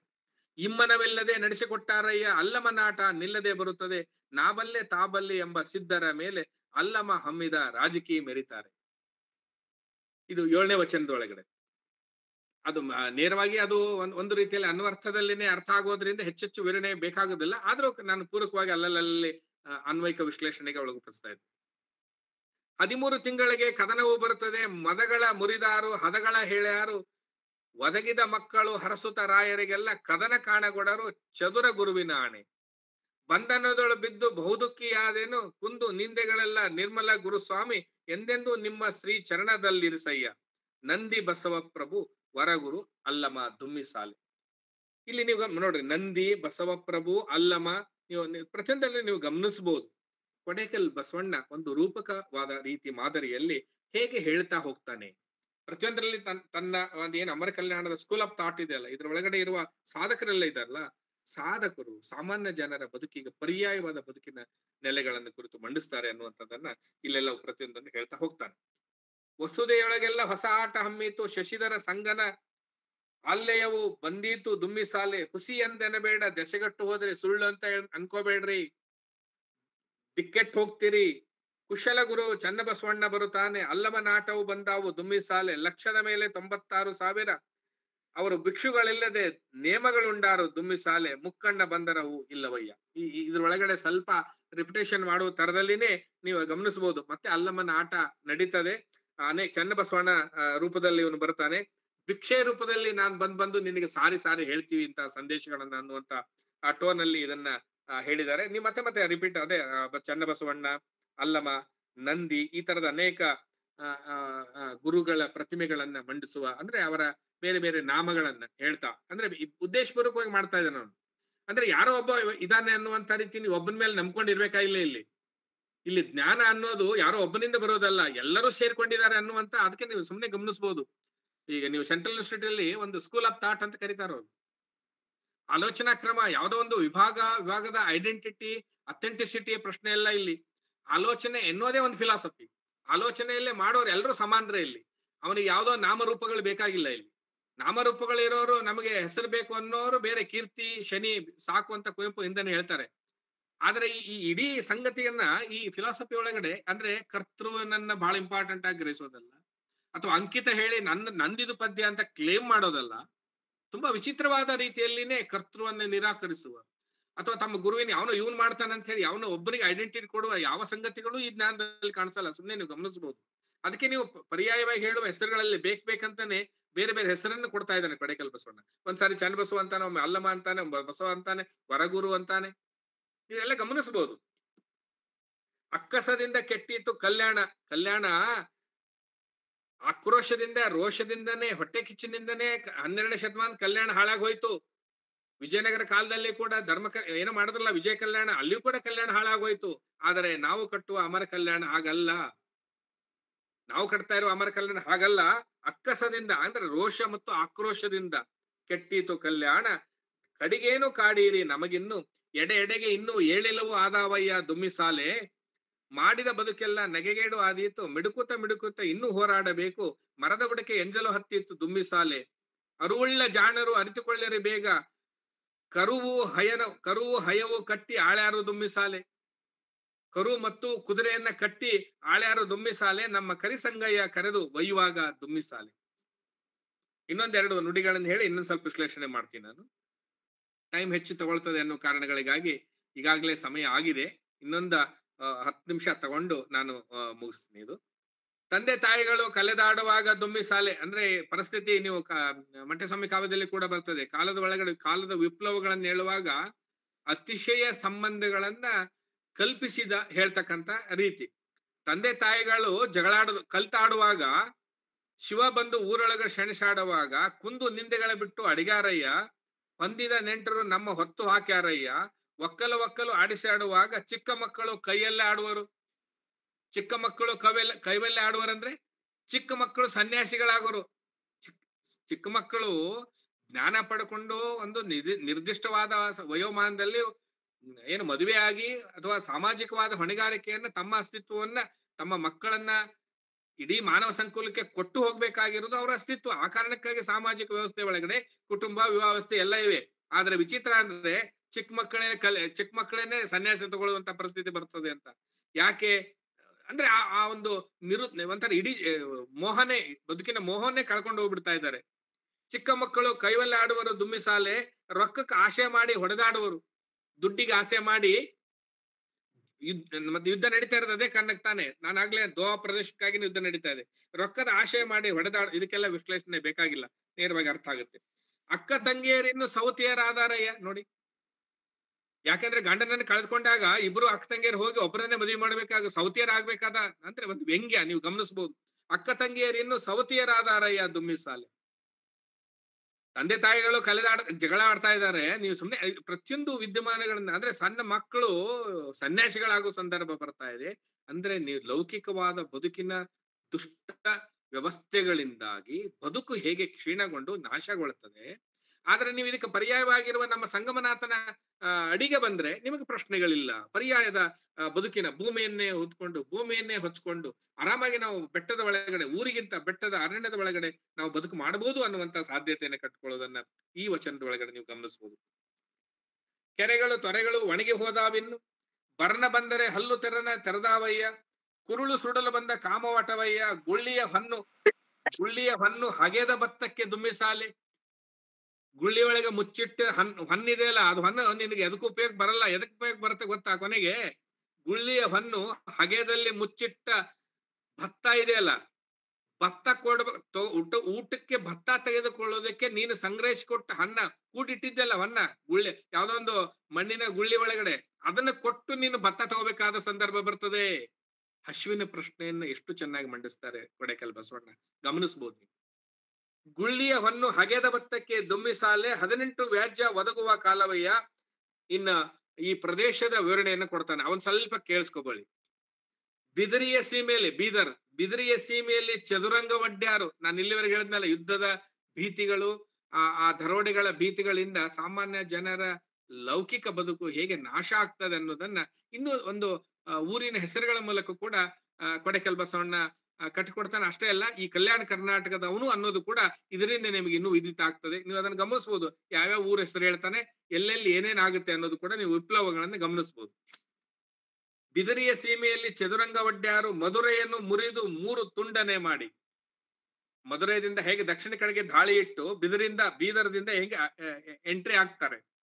ಅಟ್ಟೆ ಮರನು ಆಕಾಶಕ್ಕೆ ಹಾರಿತು. ಕಾಲಾಗ ಚಪ್ಪಲಿಯಲ್ಲಿ ಇರ್ತಕ್ಕಂಥ ಅಟ್ಟೆ ಇದೆಯಲ್ಲ, ಅದು ಚಪ್ಪಲಿ ತೆಳಗಿಂದು ಆಕಾಶಕ್ಕೆ ಜಿಗದ್ ಹೋಯ್ತು.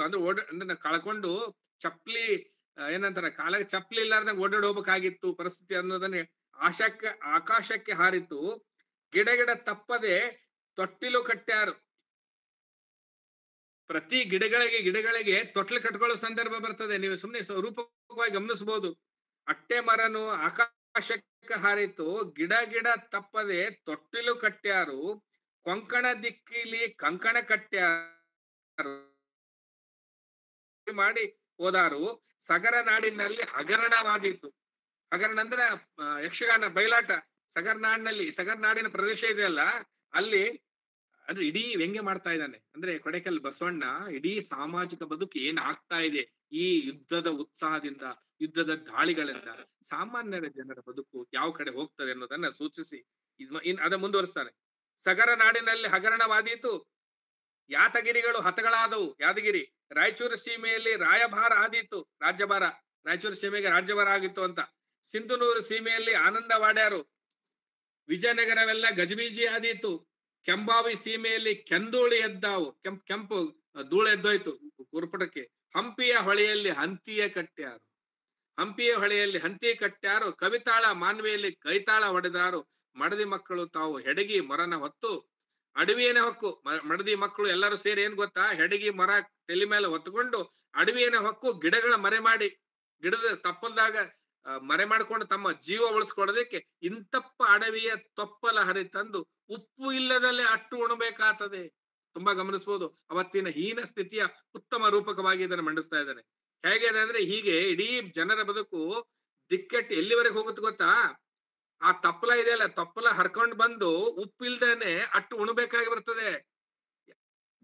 ಧಾನ್ಯಗಳ ಊಟ ಮಾಡೋದಲ್ಲ, ತಪ್ಪಲ ತಡಿಗಳನ್ನ ಉಪ್ಪಿಲ್ಲಾರದೆ ಕುದಿಸ್ಕೊಂಡು ತಿನ್ಬೇಕಾದ ದುಸ್ಥಿತಿಗೆ ಅವತ್ತಿನ ಸಾಮಾಜಿಕರ ಪರಿಸ್ಥಿತಿ ಬಂತು. ಉಪ್ಪು ಇಲ್ಲದಲ್ಲೇ ಅಟ್ಟು ತಪ್ಪದಲ್ಲೇ ಉಣಬೇಕು. ಹೆಜ್ಜೆ ಹೆಜ್ಜೆಗೆ ಬೊಬ್ಬೆ, ದಿಕ್ಕಿಲ್ಲ ಧರೆಯೊಳಗೆ ದುರ್ಜನ ದುಷ್ಕರರು, ಕರ್ಮಿ ಪಾತಕರು.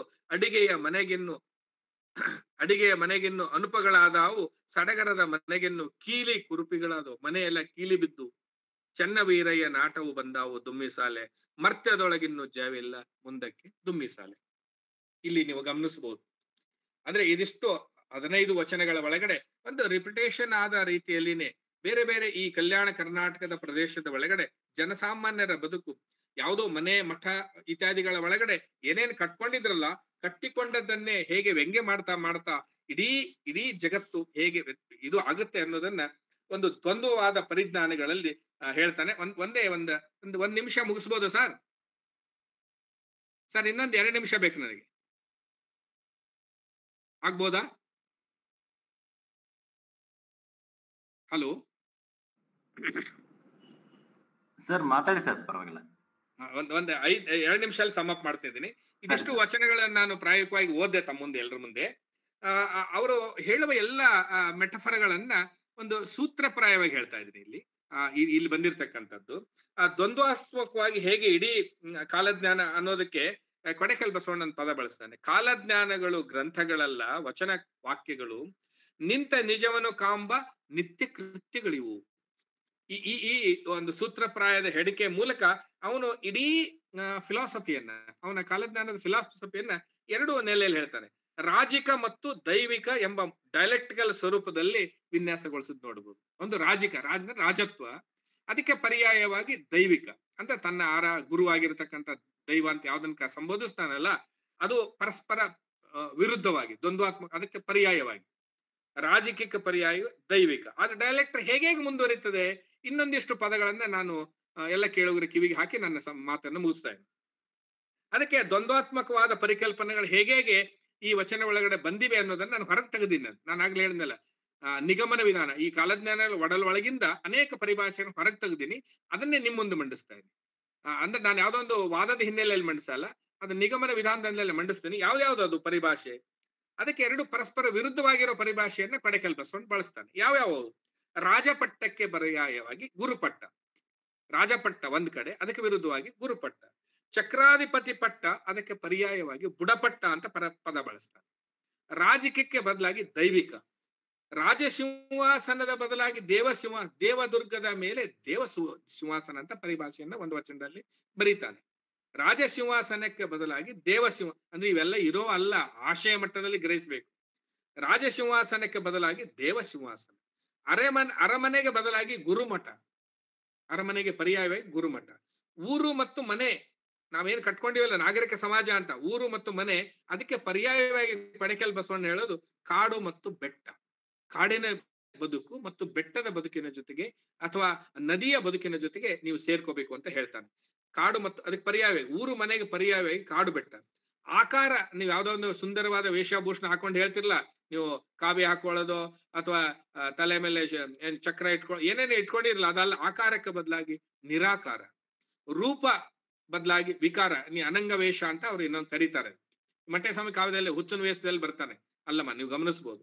ರೂಪ ಇರೋ ಬದಲಾಗಿ ವಿಕಾರ. ದೇಹಿಕ ವೇಷ, ದೇಹದ ಮೇಲೆ ವೇಷ ಧರಿಸೋದು ಒಂದು ಬಗೆ, ಇವನು ವೇಷನೇ ಇಲ್ಲ, ಅನಂಗ ವೇಷ, ವಿಚಿತ್ರ ವೇಷ, ಹುಚ್ಚರ ವೇಷ ತರ ಹಾಕೊಳ್ಳೋದು. ಇಷ್ಟಲಿಂಗ 12 ಶತಮಾನ, ಅದಕ್ಕೆ ಪರ್ಯಾಯವಾಗಿ ಪ್ರಾಣಲಿಂಗ ಹೇಳೋದು. ಇಷ್ಟಲಿಂಗನು ಕಿತ್ತೋಗಿದ್ದಾರೆ. ಕೆಟ್ಟ ಕಲ್ಲಿಗೆ ಎರಗಬೇಡ, ಒಂದು ಕಾಲಜ್ಞಾನ ವಚನ ಇದೆ. ಅಂದ್ರೆ ಕಲ್ಲು ಅಂತ ಕರೀತಾನೆ ಇಷ್ಟಲಿಂಗವನ್ನ, ಬಹಳ ಅದ್ಭುತವಾಗಿ ನೀವು ಗಮನಿಸಬಹುದು. ಕೆಟ್ಟ ಕಲ್ಲಿಗೆ ಎರಗಬೇಡ ಅನ್ನುವಂತ ಒಂದು ಪ್ರಸಿದ್ಧ ವಚನ ಇದೆ. ನಾನು ಅಷ್ಟು ಟೈಮ್ ಇಲ್ಲದೆ ಅಂದ್ರೆ ಬಿಟ್ಬಿಡ್ತೀನಿ ಇಲ್ಲಿಗೆ. ಇಷ್ಟಲಿಂಗಕ್ಕೆ ಪರ್ಯಾಯವಾಗಿ ಪ್ರಾಣಲಿಂಗ. ತೋರಿಕೆ ಅಂದ್ರೆ ನೀವು ಯಾವ್ದೋ ಒಂದು ಬಾಹ್ಯವಾಗಿ ಕಾಣಿಸೋದು ಇಲ್ಲ, ಅದು ಅಂಗ್ಯದ ಒಳಗಡೆ ಕಾಣಿಸೋದು. ಇನ್ನು ಎದುರುಗಡೆ ಸೈನ್ಯ ಶಕ್ತಿ ಅಂತ ಹೇಳ್ತಿಲ್ಲ, ಅಶ್ವಬಲ ಗಜಬಲ ಇದೆಯಲ್ಲ, ಅದಕ್ಕೆ ಬದಲಾಗಿ ಮಾರ್ಬಲ ಅಂದ್ರೆ ಒಂಥರ ಎದುರು ಶಕ್ತಿ, ಪರ್ಯಾಯ ಶಕ್ತಿ. ಅಂದ್ರೆ ನಮ್ಮ ಜನಸಾಮಾನ್ಯರೇ ಪರ್ಯಾಯ ಶಕ್ತಿ ಅಂತ ಹೇಳೋದು. ಭಯ ಮತ್ತು ವಿನಾಶಕ್ಕೆ ರಕ್ಷಣೆ ಮತ್ತು ಅವಿನಾಶಿ ಅಮರತ್ವ ಪರ್ಯಾಯ. ಭಯ ಮತ್ತು ಪ್ರಭುತ್ವ ಮಂಡಿಸುವ ಭಯ ಮತ್ತು ವಿನಾಶ ಇದೆಯಲ್ಲ, ಅದಕ್ಕೆ ಪರ್ಯಾಯವಾಗಿ ರಕ್ಷಣೆ ಮತ್ತು ಅವಿನಾಶ. ರಕ್ಷಣೆ ಯಾವ್ಯಾವ ಅರ್ಥದಲ್ಲಿ ಅಂದ್ರೆ ಕಾಡಿನ ಜೊತೆ ಬಂದು ಕಾಡಿನ ಅವಲಂಬನೆಯಿಂದ ಬದುಕು ಕಟ್ಕೊಳ್ಳೋದು ಅಷ್ಟೇ ಅಲ್ಲ, ರಸವೈದ್ಯನ ಹೇಳೋದು. ಏನಾದ್ರೂ ಅಂಗಗಳು ವಿಕಲ ಆದ್ರೆ ಅಂಗಗಳನ್ನ ಪರ್ಯಾಯವಾಗಿ ಮರುಸ್ಥಾಪಿಸಿಕೊಳ್ಳುವುದು. ಅವಿನಾಶಿ ಅಮರತ್ವ, ಐಕ್ಯ ಸಂಪತ್ತು ಬದಲಿಗೆ ಐಕ್ಯ ಸಂಪತ್ತು ಮತ್ತು ಬರ ಇದೆಯಲ್ಲ, ಬರಕ್ಕೆ ಪರ್ಯಾಯ ಏನ್ ಹೇಳ್ತಾನೆ, ಭಿಕ್ಷೆ ಮತ್ತು ಕಾಡಿನ ಅವಲಂಬನೆ. ಕಾಡಿನ ಜೊತೆಗೆ ಬದುಕಿದ್ರೆ ನಿಮ್ ಬರಗಾಲದ ಪ್ರಶ್ನೆ ಬರಲ್ಲ. ಹಾಗೆ ನೀವು ಯಾವ್ದೋ ಊಟ ಬೇಕು ಅದು ಬೇಕು ಭಿಕ್ಷೆ ಮಾಡ್ಕೊಂಡಿರ್ರಿ. ಬರಹಕ್ಕೆ ಬದಲಾಗಿ ಮೌಖಿಕತೆ, ನೀವು ಗಮನಿಸಬಹುದು. ಅದಕ್ಕೆ 3 ಭಾಷೆಗಳನ್ನ, ಬರಹಕ್ಕೆ ಬದಲಾಗಿ ಇವನು ಇಡೀ ಕಾಲಜ್ಞಾನ ಸಾರ್ಕೊಂಡು ಊರು ಮನೆಗಳಿಗೆ ಹೋಗ್ತಾರೆ ಇವರು. ನೀವು ಗಮನಿಸ್ಬೇಕು, ಬರಹ ಇಂಪಾರ್ಟೆಂಟ್ ಅಲ್ಲ, ಕಾಲಜ್ಞಾನ ಹೇಳ್ಕೊಂಡು ಅದಕ್ಕೆ ಹೇಳ್ತಲ್ಲ. ನಾನು ಆಗ್ಲೇ ಹೇಳಿದ ದುಮ್ಮಿ ಸಾಲೆ ಅಂದ್ರೆ ಆ ವಾದ್ಯಗಳ ಜೊತೆಗೆ ಊರು ಕರಪಲ್ಲ ಜೊತೆಗೆ ಹಾಡ್ಕೊಂಡು ಹೇಳೋದು, ಇದು ಮೌಖಿಕ ಸಾಹಿತ್ಯ. ಗ್ರಂಥಸ್ಥ ಭಾಷೆ ಬದಲಾಗಿ ಆಡುನುಡಿ ಪರ್ಯಾಯ. ಸಂಸ್ಕೃತ ಮತ್ತು ಬದಲಾಗಿ ಸಂಸ್ಕೃತಕ್ಕೆ ಎಂದು ದೇವ ಭಾಷೆ ಅಂತ ಯಾವ್ದು ಸಂಸ್ಕೃತ ಹೇಳ್ತಿದ್ರಲ್ಲ, ಅದಕ್ಕೆ ಪರ್ಯಾಯವಾಗಿ 3 ಭಾಷೆಯಲ್ಲಿ ಬರೀತಾನೆ. ಒಂದ್ ಯಾವ್ದೋ ಒಂದಿದೆ, ನಿರ್ರಹೀಂ ಬಿಸ್ಮಿಲ್ಲಾ ನಿರ್ರಹೀಂ ಅನ್ನುವಂತ ಒಂದು 9 ವಚನ ಇದೆ, ಅಂದ್ರೆ ಉರ್ದುದೊಳಗಡೆ ಬರೆದಿದೆ. ಆಮೇಲೆ ಪರಮಾತ್ಮಡೆ ಪ್ರಾಣಲಿಂಗಿ ಅಂತ ಒಂದು ತೆಲುಗುನಲ್ಲಿ ವಚನ ಇದೆ. ಒಂದು ಕನ್ನಡ ಅಂತೂ ನೀವು ತುಂಬಾ ಸರ್ವೇ ಸಾಮಾನ್ಯ 2000 ವಚನ ಇದೆ. ಹೀಗೆ ಸಂಸ್ಕೃತಕ್ಕೆ ಪರ್ಯಾಯವಾಗಿ ಉರ್ದು, ತೆಲುಗು, ಕನ್ನಡ ಎನ್ನುವಂತ ಪ್ರಾದೇಶಿಕ ಭಾಷೆಯನ್ನು ಬಳಸುವ ನೆಲೆ. ಕನ್ನಡ ಲಿಪಿಯ ಬದಲಾಗಿ 11 ಬಗೆಯ ಅಮರಗನ್ನಡ ಲಿಪಿ.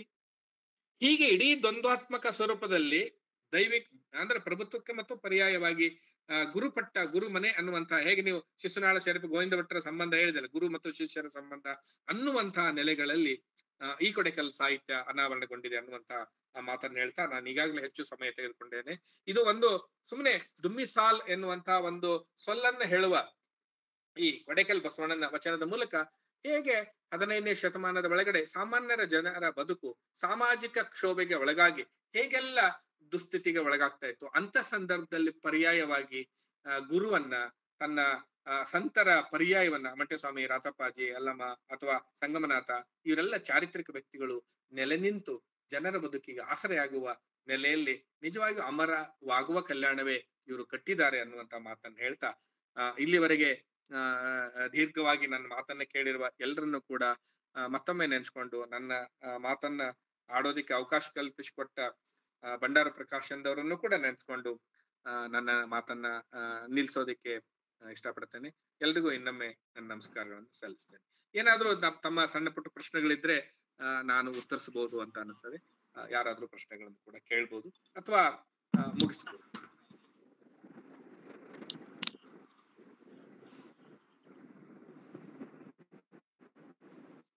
ಸರ್, ಒಂದು ಪ್ರಶ್ನೆ ಇದೆ ಚಾಟ್ ಬಾಕ್ಸ್ ನಿಂದ. ಸರ್ ಹೇಳಿ ಸರ್. ದುಂದುಬಿ ಆಡು ಹಾಗೂ ದುಮ್ಮೆ ಸಾಲು ಎರಡು ಒಂದೇನಾ ಸರ್ ಅಂತ ಹೇಳಿ. ದುಂದುಬಿ ಆಡು ಹಾಗೂ ದುಮ್ಮೆ ಸಾಲು. ಅಲ್ಲ, ಅಂದ್ರೆ ಇದು ದುಂದುಬಿ ಹಾಡಲ್ಲ. ಇದು ಮೂಲತಃ ಕಾಲಜ್ಞಾನದ ಕರಪಲ್ಲ ಹಾಡು. ದುಮ್ಮಿ ಸಾಲ ಎನ್ನುವಂತ ಅನುಕರಣವಾಚಿ, ಅಂದ್ರೆ ವಾದ್ಯದ ಅನುಕರಣವಾಚಿ ಪದ ಅದು ಅಷ್ಟೇನೆ, ದುಂದುಬಿ ಅಲ್ಲ. ದುಂದುಬಿ ಅನ್ನುವಂತ ದುಂದುಬಿ ಪದಗಳು ನಮ್ಮ ಜಾನಪದದ ಪದಲೋಕದಲ್ಲಿ, ನಮ್ಮ ಸಾಹಿತ್ಯದಲ್ಲಿ ತುಂಬಾ ಸಿಗ್ತವೆ. ಅದು ಆ ತರದ ಪ್ರಭೇದ ಅಲ್ಲ ಸರ್.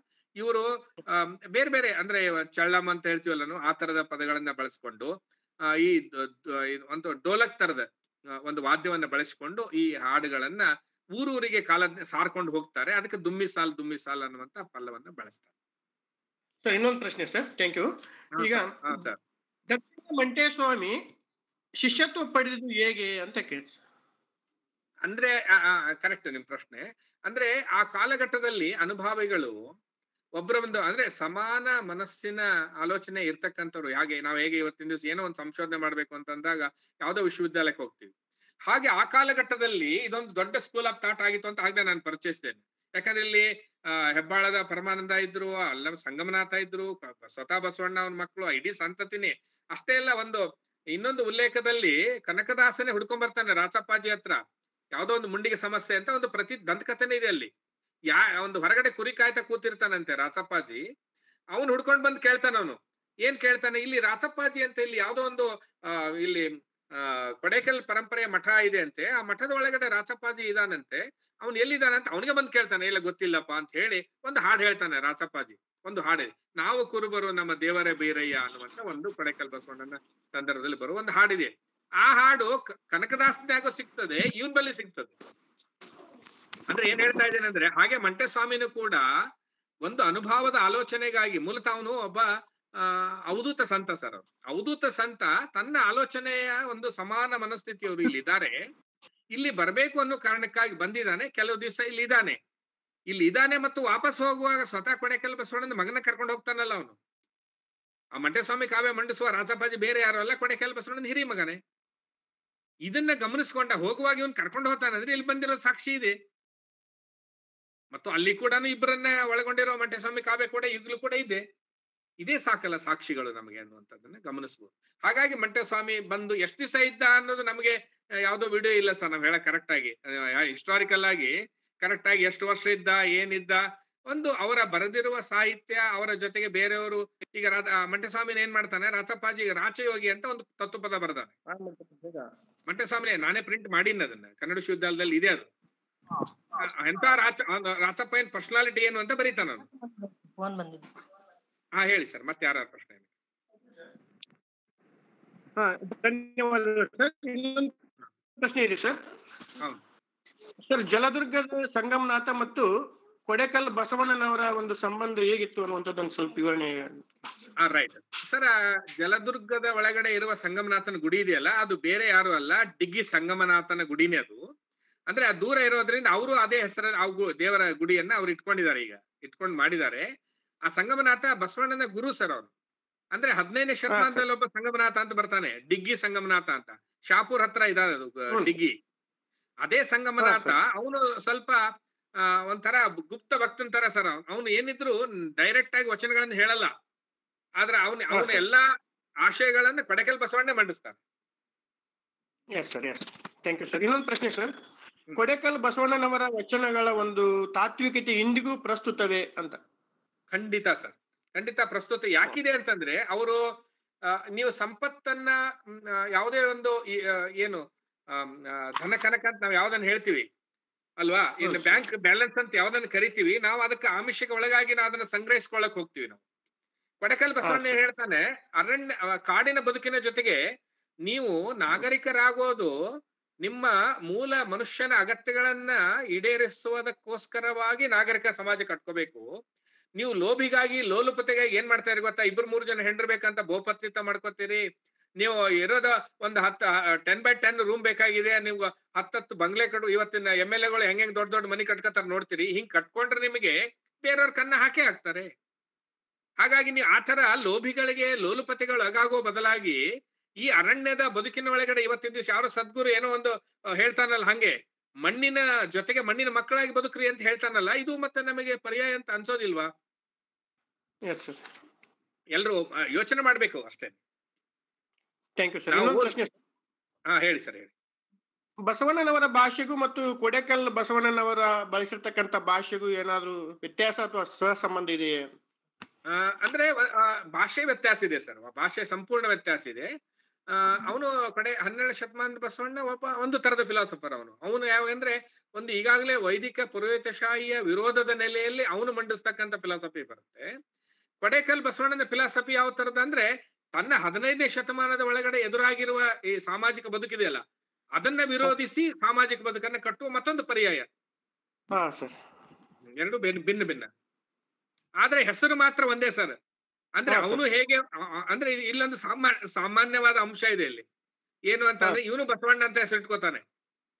ಯಾಕೆ ಇಟ್ಕೋತಾನೆ ಅಂದ್ರೆ, ಅವನಿಗೆ ಈ ಬಸವಣ್ಣ ಅಲ್ಲಮ್ಮ ಚನ್ನ ಬಸವಣ್ಣ ಇವರಿಗೆ ಆದರ್ಶ ಸರ್. ಇವರಿಗೆ ಅವ್ರ ತತ್ವನ ಆಸ್ ಇಟ್ ಈಸ್ ಆಗಿ ಇವ್ರು ಫಾಲೋ ಮಾಡಲ್ಲ, ಆಸ್ ಇಟ್ ಈಸ್ ಆಗಿ ಮಾಡಲ್ಲ, ಆದ್ರೆ ಆಶಯ ಮಟ್ಟದಲ್ಲಿ ತಗೋತಾರೆ. ಅಂದ್ರೆ ಅವರು ತಮ್ಮ ಕಾಲಘಟ್ಟದ ಒಳಗಡೆ ಪ್ರಕ್ರಿಯಾತ್ಮಕವಾಗಿ ಯಾವ ಸಮಸ್ಯೆಗಳಿಗೆ ಅವರು ಪ್ರತಿಸ್ಪಂದಿಸಿದ್ರು, ಈ ಎಲ್ಲ ಸಂತರು 15ನೇ ಶತಮಾನದ ಸಮಸ್ಯೆಗಳಿಗೆ ಚೇಂಜ್ ಮಾಡಿ ನೋಡಿ. ಅವ್ರು ಇಷ್ಟಲಿಂಗ ಮಾಡ್ಕೊಂಡ್ರೆ ಇಷ್ಟಲಿಂಗ ಬಿಟ್ಬಿಡ್ತಾರೆ, ಇಲ್ಲೂ ಪ್ರಾಣಲಿಂಗ ಇಟ್ಕೋತಾರೆ. ಅಂದ್ರೆ ಅವರು ದೇವಾಲಯದ ಸ್ಟ್ರಕ್ಚರ್ ಹೊಡೆಯೋದಕ್ಕೆ ಅವರು ಇಷ್ಟಲಿಂಗ ಇಟ್ಕೊಂಡ್ರೆ, ಇವ್ರ ಕಾಲಕ್ಕೆ ಇಷ್ಟಲಿಂಗನೂ ಬೇಕಾಗಲ್ಲ, ಯಾವ್ದೇ ಪೂಜೆ ಮೂರ್ತಿ ಗೀರ್ತಿ ಎಲ್ಲ ಬಿಸಾಕ್ತಾರೆ ಇವ್ರು.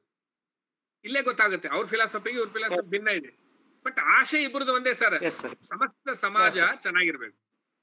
ಜಾತ್ಯತೀತ ಅಂತ ನಾವೇನ್ ಪ್ರಜಾಪ್ರಭುತ್ವ ಹೇಳ್ತೀವಲ್ಲ ಇವತ್ತಿಂದು, ಅದನ್ನೇ ಅವರು ಹೇಳ್ತಾ ಇದ್ದಾರೆ. ಭಿನ್ನ ಕಾಲ ಸಂದರ್ಭ ಅಷ್ಟೇ. ಇನ್ನೊಂದು ಪ್ರಶ್ನೆ ಇದೆ ಸರ್, ಕಾಲಜ್ಞಾನ ಸಾಹಿತ್ಯಕ್ಕೆ ಪರಾಮರ್ಶನ ಗ್ರಂಥಗಳನ್ನು ತಿಳಿಸಿರಿ ಅಂತ ಕೇಳ್ತಾರೆ ಯಾರೊಬ್ಬ ಸಂಶೋಧಕರು. ಹೌದ್ರ ಸರ್? ಅದೇ ಅದು 1-2 ಸಂಪುಟಗಳು, 24-25ನೇ ಸಂಪುಟಗಳು, ನಾನೊಂದು ಸಂಪುಟ, ಸೊಪ್ಪಿಮಠರ ಸಂಪುಟಗಳು ಮಾಡಿದೀವಿ ಸರ್ ನಾವು. ಇಲ್ಲಿ ನಾನು ತೋರಿಸ್ತಾ ಇದ್ದೀನಿ. ಈ ತರದ 2 ಸಂಪುಟಗಳು, 24ನೇ ಸಂಪುಟ ಮತ್ತು 25ನೇ ಸಂಪುಟದಲ್ಲಿ, 2 ಸಂಪುಟದಲ್ಲಿ ತತ್ವದ ಸಂಪುಟದಲ್ಲಿ ಬಂದಿವೆ ಇವು. ಕರ್ನಾಟಕ ಸರ್ಕಾರ ಕನಕ ರಿಸರ್ಚ್ ಸೆಂಟರ್ ಇಂದ ಪ್ರಿಂಟ್ ಮಾಡಿದ್ದಾರೆ ಇವು.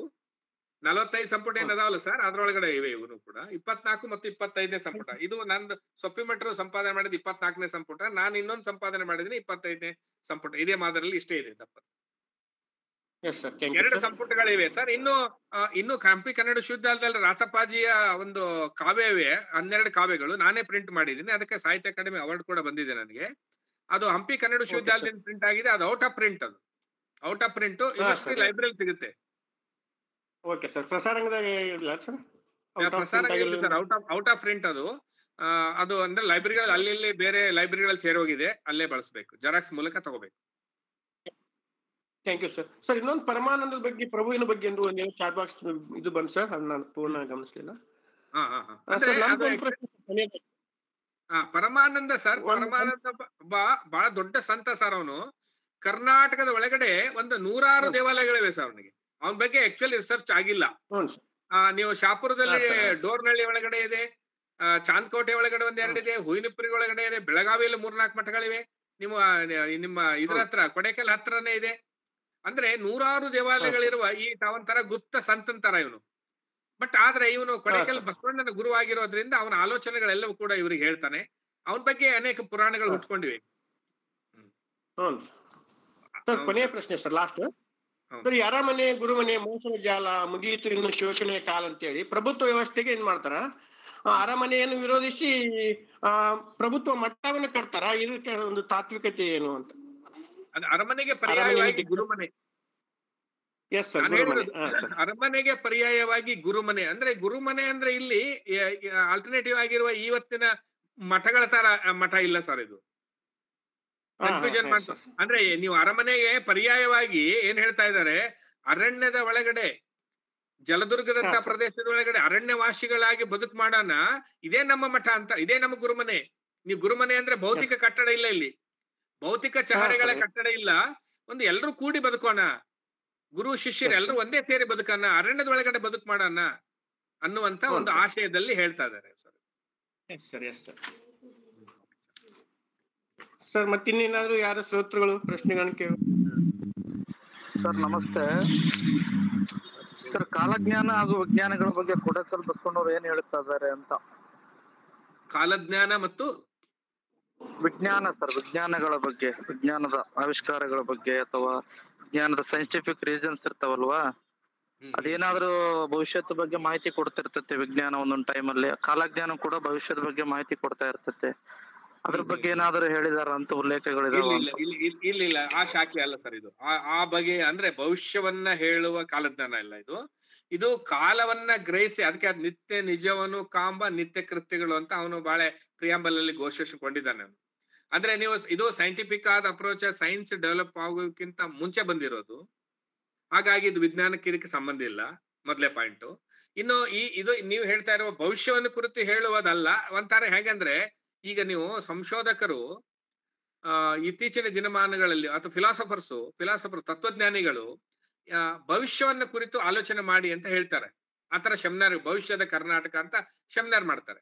ಆ ಸೆಮಿನಾರ್ ಅಲ್ಲಿ ಏನಿರುತ್ತೆ ಗೊತ್ತಾ, ಅದು ಅಂದ್ರೆ ಇವತ್ತಿನ ವಿದ್ಯಮಾನ ಹೀಗೆ ನಡೀತಾ ಇದೆ, ಇವತ್ತಿನ 21ನೇ ಶತಮಾನ ಹೀಗೆ ನಡೀತಾ ಇರೋದ್ರಿಂದ ಅಮೆರಿಕದ ಮತ್ತು ದೇಶೀಯ ಥರ್ಡ್ ವರ್ಲ್ಡ್ ಕಂಟ್ರಿಗಳ ಸಂಘರ್ಷಗಳು ಹಿಂಗಿರುವಾಗ ಮುಂದೆ ಹಿಂಗ ಆಗ್ಬಹುದು ಅಂತ ಒಂದು ಇವತ್ತಿನ ಜ್ಞಾನದ ಮೇಲೆ ಮುಂದಿನ ಜ್ಞಾನವನ್ನ ಕಲ್ಪಿಸೋದಿದೆಯಲ್ಲ, ತರ್ಕದ ಆಧರಿಸಿ, ಇವತ್ತಿನ ವಿದ್ಯಮಾನಗಳನ್ನ ಆಧರಿಸಿ ಕಟ್ಟೋದ ಈ ಮಾದರಿಯ ಕಾಲಜ್ಞಾನವನ್ನ ಇಲ್ಲಿ ನೋಡ್ಬೋದೇ ಹೊರತು ನೀವು ಎಕ್ಯುರೇಟ್ ಆಗಿ ಇಂಥ ದಿವಸ ಹೀಗೆ ನಡೀತದೆ ಅನ್ನುವಂತ ಭವಿಷ್ಯವನ್ನ ಹೇಳುವ ಕಾಲಜ್ಞಾನ ಇದಲ್ಲ.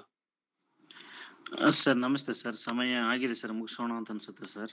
ಖಂಡಿತ ಸರ್, ಖಂಡಿತ ಸರ್ ನಮ್ದೊಂದು ಪ್ರಶ್ನೆ ಇದೆ ಸರ್. ಸರ್ ಅಲ್ಲಿ ಕೊಡೇಕಲ್ನಲ್ಲಿ ಸರ್ ಮೇಲ್ಗಡೆ ಇದು ಇಸ್ಲಾಮಿಕ್ ಶೈಲಿಯಲ್ಲಿ ಅದು ಅವರು ಐಕ್ಯ ಸ್ಥಳ ಇದೆಯಲ್ಲ ಸರ್, ಇಂಡೋ ಸಾರ್ಸನಿಕ್ ಶೈಲಿಯಲ್ಲಿ ಇದೆ. ಸರ್ ಅದು ಒಂದು ಮುಸ್ಲಿಂ ಸಂಪ್ರದಾಯದಲ್ಲಿ ಮೇಲ್ಭಾಗದಲ್ಲಿ ಇದೆ ಸರ್, ಕೆಳಭಾಗದಲ್ಲಿ ಹಿಂದೂ ಶೈಲಿಯಲ್ಲಿ ಇದೆ ಸರ್. ಕರೆಕ್ಟ್. ವಾಸ್ತುಶಿಲ್ಪದಲ್ಲಿ ಇಂಡೋ ಸಾರ್ಸನಿಕ್ ಶೈಲಿ ಅಂತ ಕರೀತಾರೆ. 15-16ನೇ ಶತಮಾನದಲ್ಲಿ ಸರ್ ನನ್ನ ಪ್ರಶ್ನೆ ಸರ್, ಈಗ ತಿಂತಿನಿ ಮೋನಪೈನಲ್ಲಿ ಅವರು ಹಿಂದೂ ಮುಸ್ಲಿಂ ಒಂದು ಭಾವೈಕ್ಯತೆಯ ಹಿನ್ನೆಲೆಯಲ್ಲಿ ಅದನ್ನ ಆರಾಧನೆ ಮಾಡ್ತಾರೆ ಸರ್ ಅಲ್ಲಿ. ಕರೆಕ್ಟ್. ಬಟ್ ಇದು ಕೊಡಕಲ್ ಪರಂಪರೆಯಲ್ಲಿ ಯಾವ ರೀತಿ ಇದೆ ಅಂತ ಸರ್? ಸೇಮ್ ಅದು ತಿಂತಿನಿಯಲ್ಲಿ ಇರೋದು ಕೂಡ ಕೊಡೇಕಲ್ನ ಮುಂದುವರಿಕೆ ರೂಪ. ಕೊಡೇಕಲ್ಲಿನ ಮುಂದುವರಿಕೆ ರೂಪವೇ ತಿಂತಿನಿ ಮೋನಪ್ಪಯ್ಯನ ವಚನದ ಅಂಕಿತ ಬಸವಣ್ಣ ಅಂತ. ಆ ಬಸವಣ್ಣ ಬೇರೆ ಯಾರು ಅಲ್ಲ. ಒಂದು ಪ್ರಕಾರ 12 ಈ ಕೊಡೇಕಲ್ ಬಸವಣ್ಣನೇ ಒಂದು ಅಂಕಿತವಾಗಿ ಮೋನಪ್ಪಯ್ಯನ ಜೊತೆ ಇದ್ದಾನೆ. ಹಾಗಾಗಿ ಮೋನಪ್ಪಯ್ಯನ ಆಶಯ ಕೊಡೇಕಲ್ ಬಸವಣ್ಣ ಎರಡು ಒಂದೇ. ಇದು ಇದೇ ಸರ್. ಇನ್ನೊಂದು ಪ್ರಶ್ನೆ